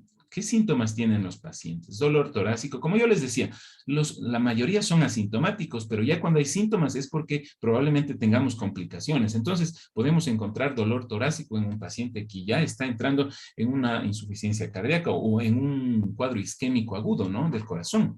Paciente con disnea, palpitaciones, ¿no? Sobre todo ya cuando tenemos pacientes con daño cardíaco como una insuficiencia cardíaca, claudicación, cuando ya tenemos insuficiencia vascular periférica, edema, cefalea, visión borrosa en pacientes ya con retinopatía instaurada. Entonces ven ustedes que la sintomatología y los signos ya a veces aparecen cuando la enfermedad ha progresado demasiado.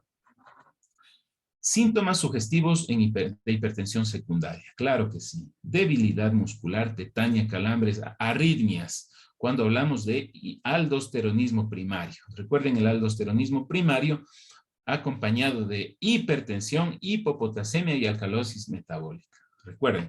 Entonces, toda esta tríada de alteraciones nos van a dar estas manifestaciones clínicas. Edema pulmonar repentino, cuando hay estenosis arterial renal. Enfeocromocitoma, sudoración, palpitaciones, cefalea.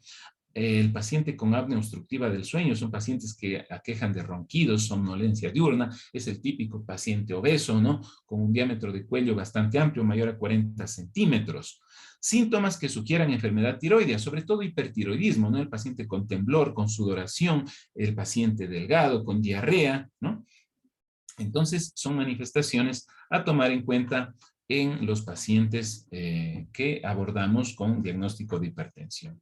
Les decía que hay fármacos, aquí nuevamente insisto, AINES, anticonceptivos, antidepresivos, acetaminofén, los esteroides, otras sustancias como el alcohol, el ginseng también muy ampliamente usado en terapias naturales, ¿no? Terapias alternativas, regaliz, yoimbina, ¿no? Son fármacos que debemos indagar en el abordaje de nuestro paciente.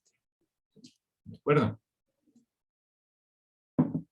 Y ahora en el examen físico, obviamente hay que hacer un examen físico completo, pero hay que tomar en cuenta ciertos aspectos, ¿no? ¿Qué es lo fundamental? Por supuesto, medir la presión arterial. Creo que está por demás decirlo. La apariencia general, la distribución de la grasa corporal, ¿no? Valorar el nivel de obesidad de nuestro paciente, ¿no? Diámetro del cuello, fundamental en el paciente con apnea obstructiva del sueño, lesiones en la piel, fuerza muscular, estado de alerta, ¿no? ¿Por qué lesiones en la piel? Los pacientes con Cushing, por ejemplo, tienen lesiones en la piel, ¿no? Estrías que nos pueden dar lugar a la búsqueda de esta etiología, fuerza muscular, estado de alerta, pensando en alguna alteración neurológica ya de nuestro paciente, un ACV isquémico o hemorrágico. El fondo de ojo, la fundoscopía, fundamental también en el estudio del paciente hipertenso, en la búsqueda de hemorragia, papiledema, lesiones algodonosas o con disminución del calibre arteriolar, ¿no? A nivel del cuello, importante palpar, auscultar las carótidas, ¿no? En la búsqueda de soplos, palpar la tiroides, ¿no? En la búsqueda de alteraciones tiroideas que justifiquen una hipertensión secundaria. A nivel del corazón, valorar el tamaño, el ritmo, los sonidos cardíacos, ¿no? Presencia de soplos, ¿no? Alteración o desplazamiento del ápice, ¿no? Mediante la palpación del tórax de nuestro paciente, ¿no? Todo eso nos va a dar a pensar en una probable alteración como una cardiomegalia. O una valvulopatía también. A nivel de los pulmones, escuchar la presencia de rales, de roncus, ¿no? Que nos puede hacer pensar en patología respiratoria crónica o aguda también en caso de edema pulmonar. A nivel del abdomen, buscar masas a nivel de los riñones, buscar soplos a nivel de arterias renales o de aorta, determinar pulsos distales, recordar que la claudicación o la insuficiencia vascular distal es parte de los factores de riesgo en los pacientes hipertensos. A nivel de las extremidades, ya he dicho, pulsos periféricos, presencia de edema, y a nivel neurológico también determinar confusión, alteraciones visuales, ¿de acuerdo? Para hacer un poco más de hincapié a nivel de la parte cardiovascular, importantísimo determinar el pulso, su ritmo, su carácter, la presión venosa yugular, latido del vértice, auscultar muy bien los ruidos cardíacos, presencia de crepitantes, edemas y soplos ya mencionados, y a nivel de otros órganos, les decía, la circunferencia del cuello mayor a 40 centímetros, mayor riesgo en apnea obstructiva del sueño, la tiroides, el índice de masa corporal también fundamental. Bueno, una vez que hemos hecho la evaluación clínica con el examen físico, pues vamos con los estudios de laboratorio. En el laboratorio importante es solicitar estudios de electrolitos, ¿no? Electrolitos incluido el calcio, la creatinina que nos va a servir para el cálculo de la tasa de filtrado glomerular, valores de glucosa, análisis de orina, un hemograma completo, hormonas tiroideas, un perfil lipídico fundamental, un electrocardiograma de entrada en todo paciente hipertenso, relación albúmina-creatinina. Pero existen algunos estudios que no se los hace a todos los pacientes, pero que están indicados en cierto grupo. Por ejemplo, ecocardiografía, cuando tenemos hipertrofia del ventrículo izquierdo, disfunción sistólica o diastólica, dilatación auricular o signos de coartación aórtica. Ecografía tiroidea, claro que sí, cuando sospechamos de arteriosclerosis o estenosis de las mismas, pacientes con soplos a nivel de carótidas. Imagen a nivel de los riñones, sobre todo ecografía, muy útil en el estudio de los riñones. Podemos usar ecografía Doppler, ecografía de la arteria renal, en estos casos cuando sospechamos de hipertensión secundaria, nos va a permitir valorar la relación córtico-medular a nivel renal, nos va a permitir valorar flujos a nivel de arteria renal, la tomografía, resonancia magnética, angiotomografía a nivel renal es muy importante. Enfermedad del parénquima renal, estenosis de la arteria renal y patología suprarrenal pueden ser despejadas y diagnosticadas mediante estos estudios. El fondo de ojo, también ya mencionado, la tomografía o resonancia magnética cerebral cuando tenemos sospecha de lesión cerebral isquémica o hemorrágica, ACV. Y dentro de las causas secundarias existen algunas indicaciones, porque no a todos hacemos todos los estudios, ¿no? Este cuadro es tomado de la guía del Ministerio de Salud Pública, ¿no? Lo que nos dice algunas indicaciones en determinadas entidades de hipertensión arterial secundaria. Por ejemplo, en patología renal crónica, en pacientes que tengan ciertos antecedentes, como por ejemplo infecciones urinarias, obstrucción urinaria, hematuria, abuso de analgésicos, sobre todo AINES, antecedentes de poliquistosis renal. Y si a eso le sumamos evidencia de masas abdominales con presencia de proteínas, eritrocitos, leucocitos en orina y disminución de la tasa de filtrado glomerular, pues nos va a ser de mucha ayuda un eco renal, ¿no? Y podemos complementar con otros estudios como por ejemplo la determinación de creatinina y de proteínas en orina. Si sospechamos de estenosis arterial renal, sobre todo en pacientes con displasia fibromuscular o hipertensos a edad temprana o con estenosis arteriosclerótica, pues nosotros lo que podemos esperar en la exploración física es encontrar soplos, ¿no? A nivel abdominal. Las pruebas de laboratorio pues, que nos pueden servir pues, son la diferencia de más de 1.5 centímetros en la longitud de los dos riñones, ¿no? Entonces la ecografía nos puede decir, tenemos un riñón hipoplásico, ¿no? Entonces en esos casos importante buscar este tipo de estenosis. ¿Qué estudio nos va a ayudar en estos casos? El eco renal, ¿no? Con Doppler. O también nos puede servir una angiografía por resonancia magnética o una tomografía. Cuando sospechamos hiperaldosteronismo primario, debilidad muscular, historia familiar de hipertensión temprana, pacientes menores de 40 años, ya sea hipertensos o con eventos cardiovasculares, cerebrovasculares específicamente. A la exploración física podemos encontrar arritmias porque recordemos que estos pacientes debutan con hipopotasemia. Las pruebas de laboratorio serán identificar la hipopotasemia, masas adrenales también mediante pruebas de laboratorio.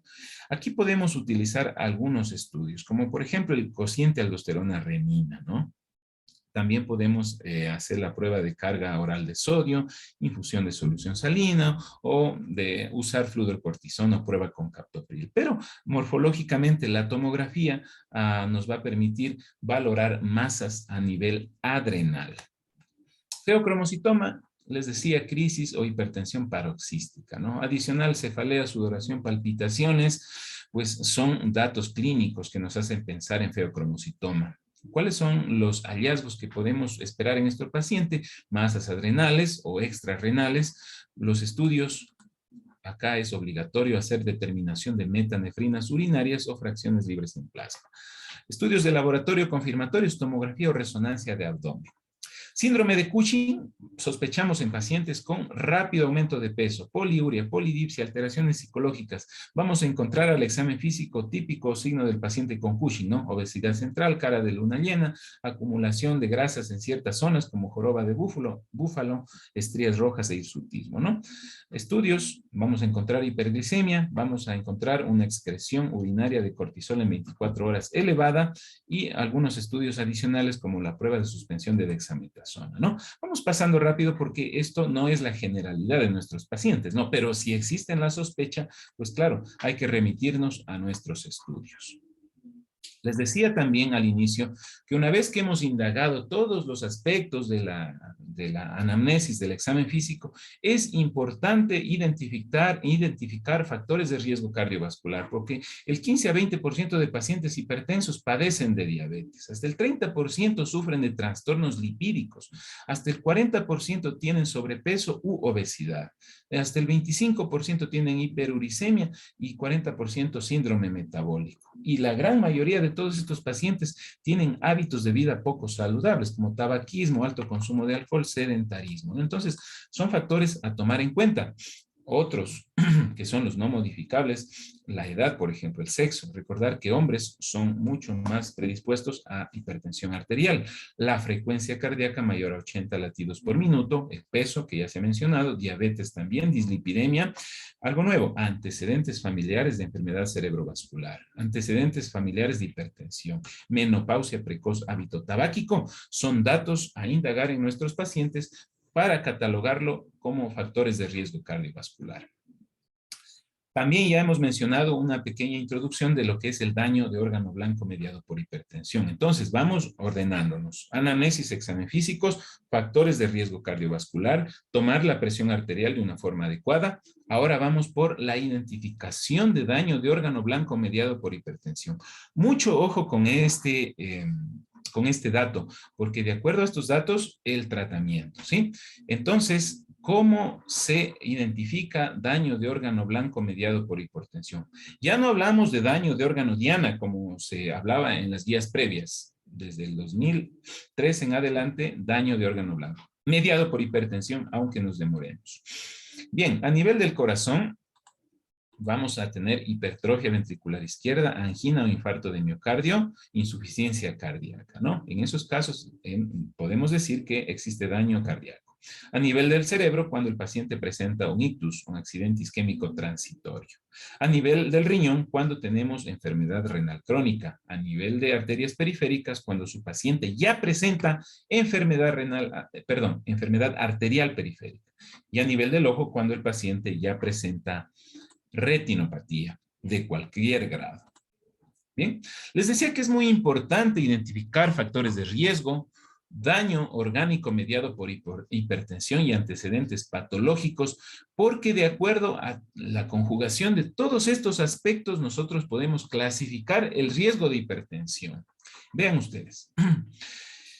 En este cuadrante de arriba, horizontal, tenemos los valores de presión arterial, mientras que en el blanco, en el cuadrante vertical, tenemos los factores de riesgo, daño orgánico mediado por hipertensión y los antecedentes. Vean ustedes. Si su paciente tiene una presión normal o normal alta, sin factores de riesgo, pues el riesgo de hipertensión arterial va a ser bajo. Y asimismo, si usted tiene grado 1, sin factor, hipertensión grado 1, ¿no? Sin factores de riesgo, el riesgo va a ser bajo. Pero vamos avanzando. Si su paciente tiene hipertensión grado 2 sin factores de riesgo, ya vamos a tener de entre moderado y alto. Y así vamos hacia adelante. Ejemplo, si tenemos presión normal o normal alta, pero su paciente ya tiene daño orgánico mediado por hipertensión, es enfermo renal crónico grado 3, es diabético o tiene patología cardiovascular, ya se considera un paciente de alto riesgo. ¿Sí? Y de acuerdo a esta clasificación va el tratamiento, porque este paciente, por ejemplo, ya debe recibir directamente tratamiento farmacológico, a diferencia de este paciente. Vean ustedes, un paciente con presión normal o normal alta sin factor de riesgo, pues es catalogado como riesgo bajo y se puede manejar con cambios en los estilos de vida. Pero si este paciente con los mismos valores de presión arterial, pero ya tiene daño de órgano mediado por hipertensión, renal crónico estadio 3, diabético con patología cardiovascular, ya con riesgo alto, debe recibir directamente tratamiento farmacológico y, por qué no decirlo, cambios en el estilo de vida. Bien, tratamiento. Vamos por la parte final. El tratamiento está basado en dos situaciones. Primero, cambios en el estilo de vida y la farmacoterapia. Las modificaciones del estilo de vida deben estar realizados o determinados para todos los pacientes, ¿no? Todos los pacientes con hipertensión deben ser sometidos a consejería en cuanto a cambio en las prácticas de vida, ¿no? Y esa es labor netamente del médico que está abordando a su paciente, ¿no? La consejería. Y por supuesto, en resumen, tenemos que hablar de la restricción de sal, ¿no? Mínimo 5 a 6 gramos al día, ¿no? Las guías actuales dicen menos de 5 gramos al día y con eso podemos lograr reducir entre 2 a 8 milímetros de mercurio de presión arterial sistólica. O sea que sí funciona. Moderación del consumo de alcohol, menos de 30 ml al día. Con eso también lograremos entre 2 a 4 milímetros de mercurio de descenso de la presión arterial sistólica. Cambios en la dieta, es decir, una dieta rica en frutas, verduras, vegetales, reducida en grasas saturadas, vean el beneficio, entre 8 y 14 milímetros de mercurio. Reducir de peso, al menos 10 kilogramos, ¿no? Con un objetivo de índice de masa corporal entre 18 y 24. Con eso lograremos entre 5 a 20 milímetros de mercurio y actividad física aeróbica al menos 30 minutos al día por 5 días a la semana, logrando entre 4 a 9 milímetros de mercurio de descenso. Entonces, son medidas que están probadas, que funcionan, probadas de que sirven y nos permiten descender los niveles de presión arterial sistólica. Por ende, deben estar recomendadas a todos nuestros pacientes con diagnóstico de hipertensión. ¿Qué dice la Guía Europea 2018? La Guía Europea 2018 dice recomendar restringir la ingesta de sal a menos de 5 gramos al día.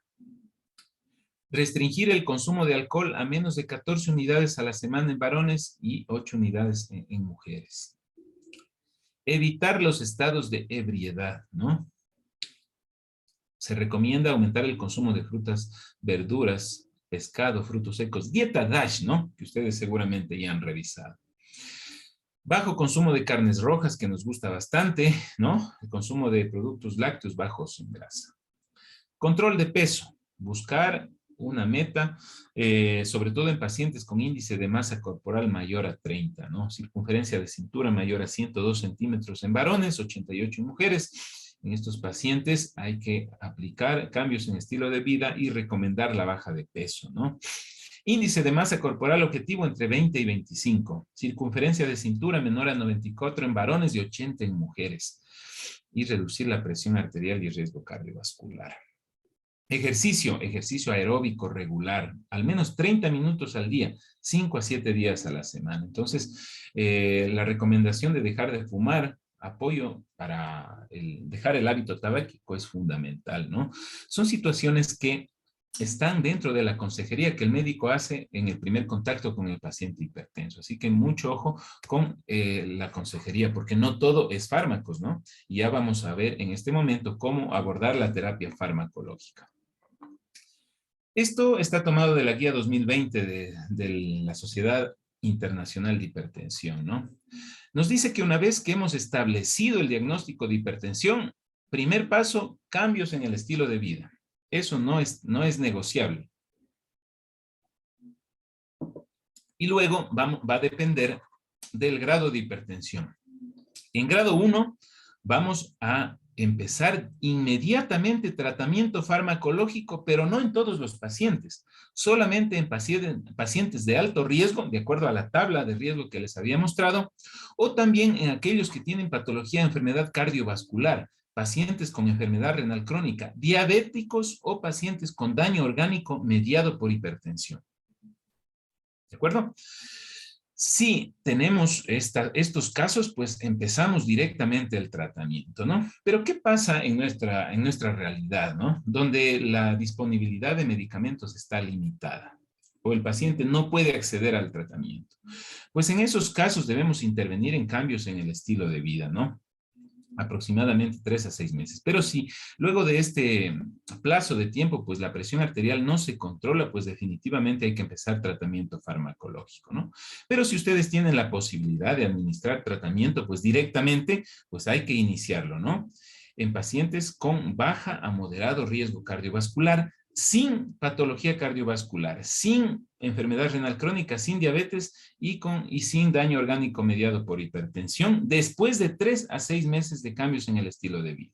En resumen, y para no hacerlo más complejo al problema, si usted tiene un paciente con hipertensión grado 1 y tiene todas estas comorbilidades, empieza inmediatamente tratamiento farmacológico.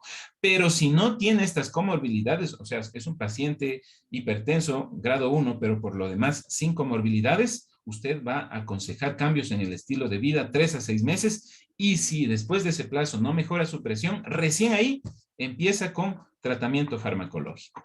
Ahora, si su paciente tiene hipertensión grado 2, inmediatamente empezamos tratamiento. No damos más vueltas. ¿Hecho?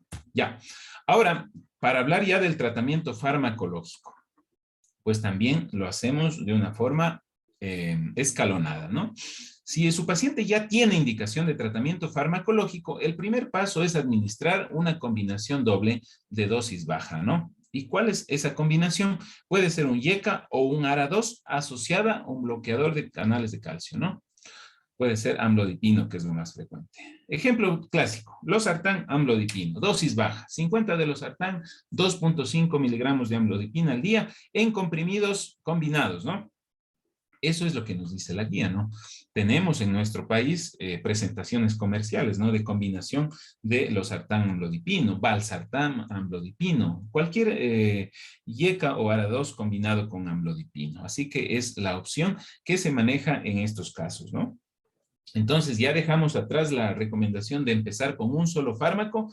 En la guía 2020 nos dice empiece con 2 fármacos combinados en una sola tableta, pero con dosis bajas. Si luego de 3 de 6 meses su paciente con este tratamiento, con cambios en el estilo de vida, no mejora su presión arterial, pues vamos a dar el mismo tratamiento, pero ya con dosis completa, ¿no? YECA o ARA2 con antagonistas del calcio, ¿no? Entonces damos ya losartán 100 con amlodipino 10, ¿no? Ejemplo, ¿no? Es decir, ya dosis completas. Si a pesar de ese tratamiento su paciente no responde, pues ya vamos con la combinación triple. ¿Y ahí qué podemos usar? El mismo YECA o ARA2 con el antagonista de calcio sumado a un diurético tiacídico. Si a pesar de este manejo su paciente no mejora, pues vamos con la combinación triple más espironolactona u otros. Entonces acá vamos a tener el YECA o el ARA2 junto con un antagonista de calcio asociado a la tiacida que ya le dimos en el paso 3, sumado con espironolactona a una dosis de 12.5 a 25 miligramos al día. ¿De acuerdo? Pero claro, existen algunas observaciones, ¿no? No siempre en medicina es todo tan generalista, ¿no? ¿Cuándo damos monoterapia? Sí damos monoterapia, pero como dije, no a todos. Pacientes con hipertensión grado 1, pacientes ancianos mayores a 80 años o pacientes frágiles. A esos pacientes sí podemos dar monoterapia de inicio. Alternativas a la espironolactona, la amilorida, doxazosina, epleronona, clonidina o un beta bloqueante, ¿no? Porque la espironolactona no se puede dar a todos los pacientes. Acá en el último punto he puesto precaución para dar espironolactona. Tasa de filtrado glomerular menor a 45 no dar preferentemente espironolactona o potasio mayor a 4.5. Recordar que la espironolactona es un fármaco ahorrador de potasio, así que mucho ojo en estos pacientes. Pacientes de raza negra, les decía que el tratamiento es un poco diferente porque estos pacientes responden muy bien a los antagonistas del calcio y a los diuréticos tiacídicos. Entonces son fármacos que no pueden faltar en los pacientes de raza negra hipertensos. En los pacientes diabéticos, nefropatía diabética o enfermedad renal crónica establecida, los YECA y los ARA2 son fármacos de elección. Aquellos con cardiopatía isquémica o insuficiencia cardíaca con fracción de eyección reducida, es importante el uso de beta bloqueantes. Bien. Les he traído también esta guía de tratamiento, las guías NICE, que recién salieron el mes pasado, que tienen algunas diferencias, pero mi objetivo no es confundirlos, sino más bien que ustedes se lleven la idea de que depende mucho de qué guía ustedes estén revisando para poder aplicar cierto tratamiento, ¿no? El tratamiento es muy dinámico y cada año se está actualizando. Vean lo que dice las guías NICE de marzo 2022. Aquí hace una diferenciación entre el paciente hipertenso con diabetes y sin diabetes tipo 2. En el paciente hipertenso con diabetes tipo 2, el tratamiento en el primer paso es un YECA o un ARA2, ¿no? En monoterapia, vean la diferencia con la guía americana. En el estadio, a ver, entonces empezamos con monoterapia en el paciente hipertenso diabético.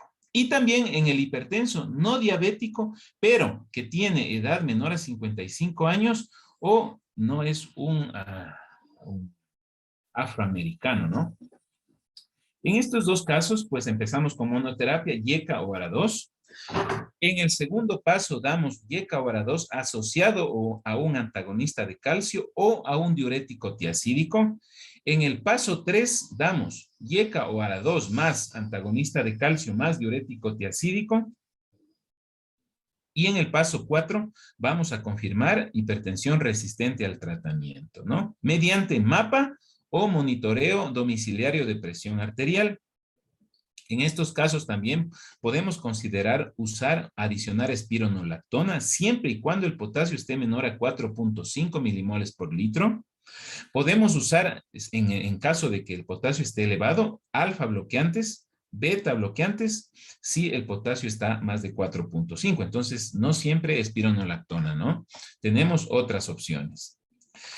Y podemos consultar o derivar a nuestro paciente a un experto si aún así su paciente no se controla a pesar de una terapia cuádruple. Bien, paciente hipertenso sin diabetes, y que tenga edad mayor a 55 o sea un afroamericano. En estos casos, monoterapia con antagonistas del calcio, amlodipino, ¿no? En el paso 2, amlodipino asociado recién acá a un YECA o un ARA2 o un diurético tiacídico.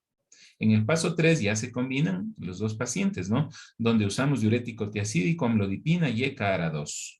Y vamos hacia abajo al mismo punto, ¿no? En donde si a pesar de este tratamiento no se consigue mejorar el valor de presión, usamos espironolactona o en contraindicación, alfa bloqueante o beta bloqueante. Vean las guías que nos propone, los objetivos que nos propone esta guía 2022.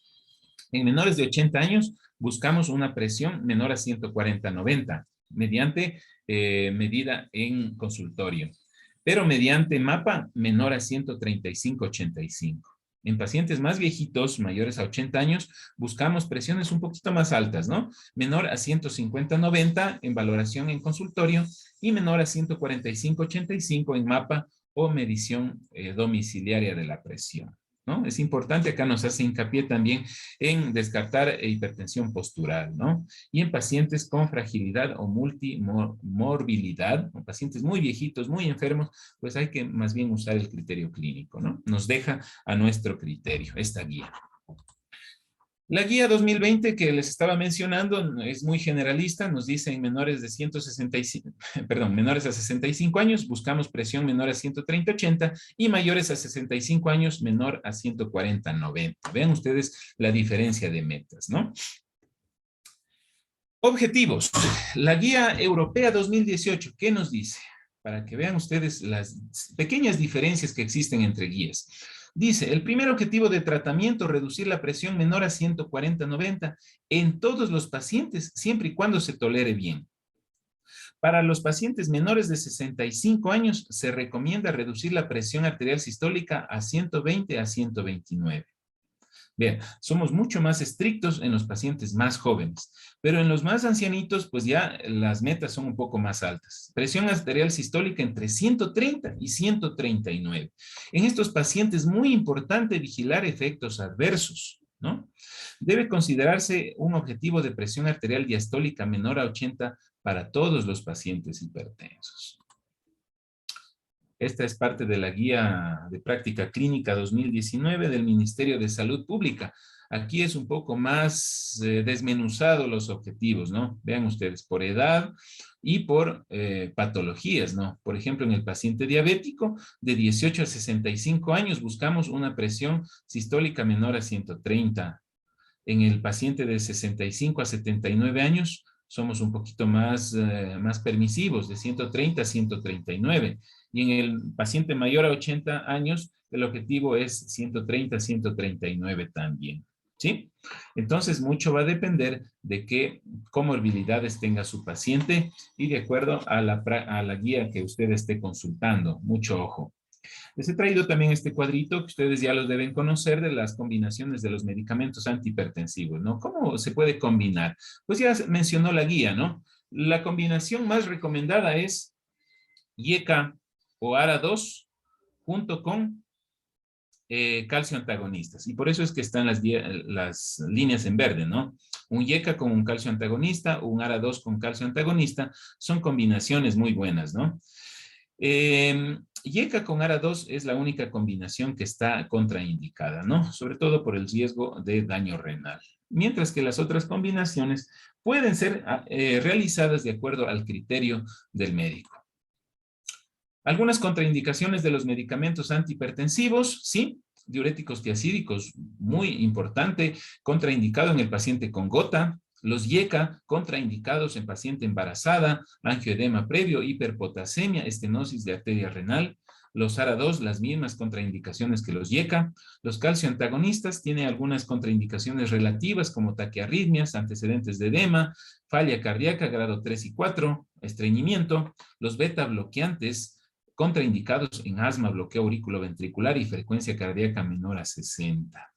Muy importante los beta bloqueantes porque anteriormente se los usaba con mucha frecuencia, pero ustedes acaban de ver que tienen ciertas indicaciones muy precisas, ¿no? Importante no dar beta bloqueantes a todos los pacientes, sobre todo aquellos diabéticos también, porque recuerden que pueden enmascarar una hipoglucemia. Y también esto que me parece muy importante, disfunción sexual. No podemos dar fármacos beta bloqueantes a varones jóvenes, ¿no? Por este efecto adverso. Entonces, mucho ojo en la administración de antihipertensivos. Bien, y ya para terminar, algunas ideas que quiero hacer hincapié.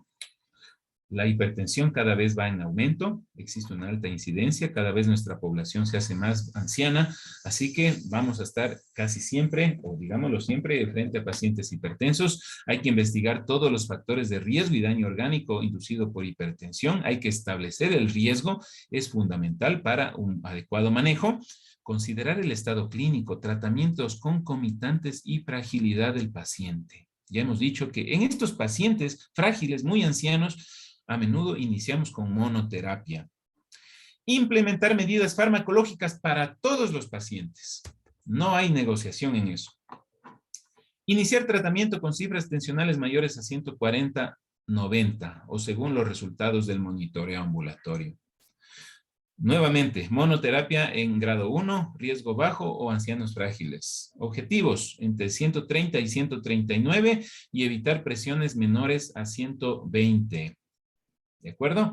Entonces, esto en líneas generales y de acuerdo pues a las guías que ustedes puedan consultar. Recuerden que las guías son varias, cada año se están actualizando, así que es deber nuestro leer, irnos también actualizando, pues y de acuerdo a ello, ajustarnos a la que mejor nos parezca, ¿no? Porque realmente todas las guías están respaldadas por muy buena evidencia. Así que todas son válidas siempre y cuando se ajusten al criterio clínico y a la realidad de su paciente. Bien, Yo les agradezco por su atención, espero que haya sido de mucha utilidad y por supuesto, si existe alguna pregunta, hacerla llegar.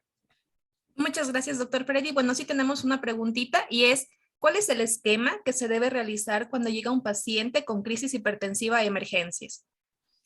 Bueno, la crisis hipertensiva realmente es otro tema muy aparte que en algún momento podríamos hacerlo.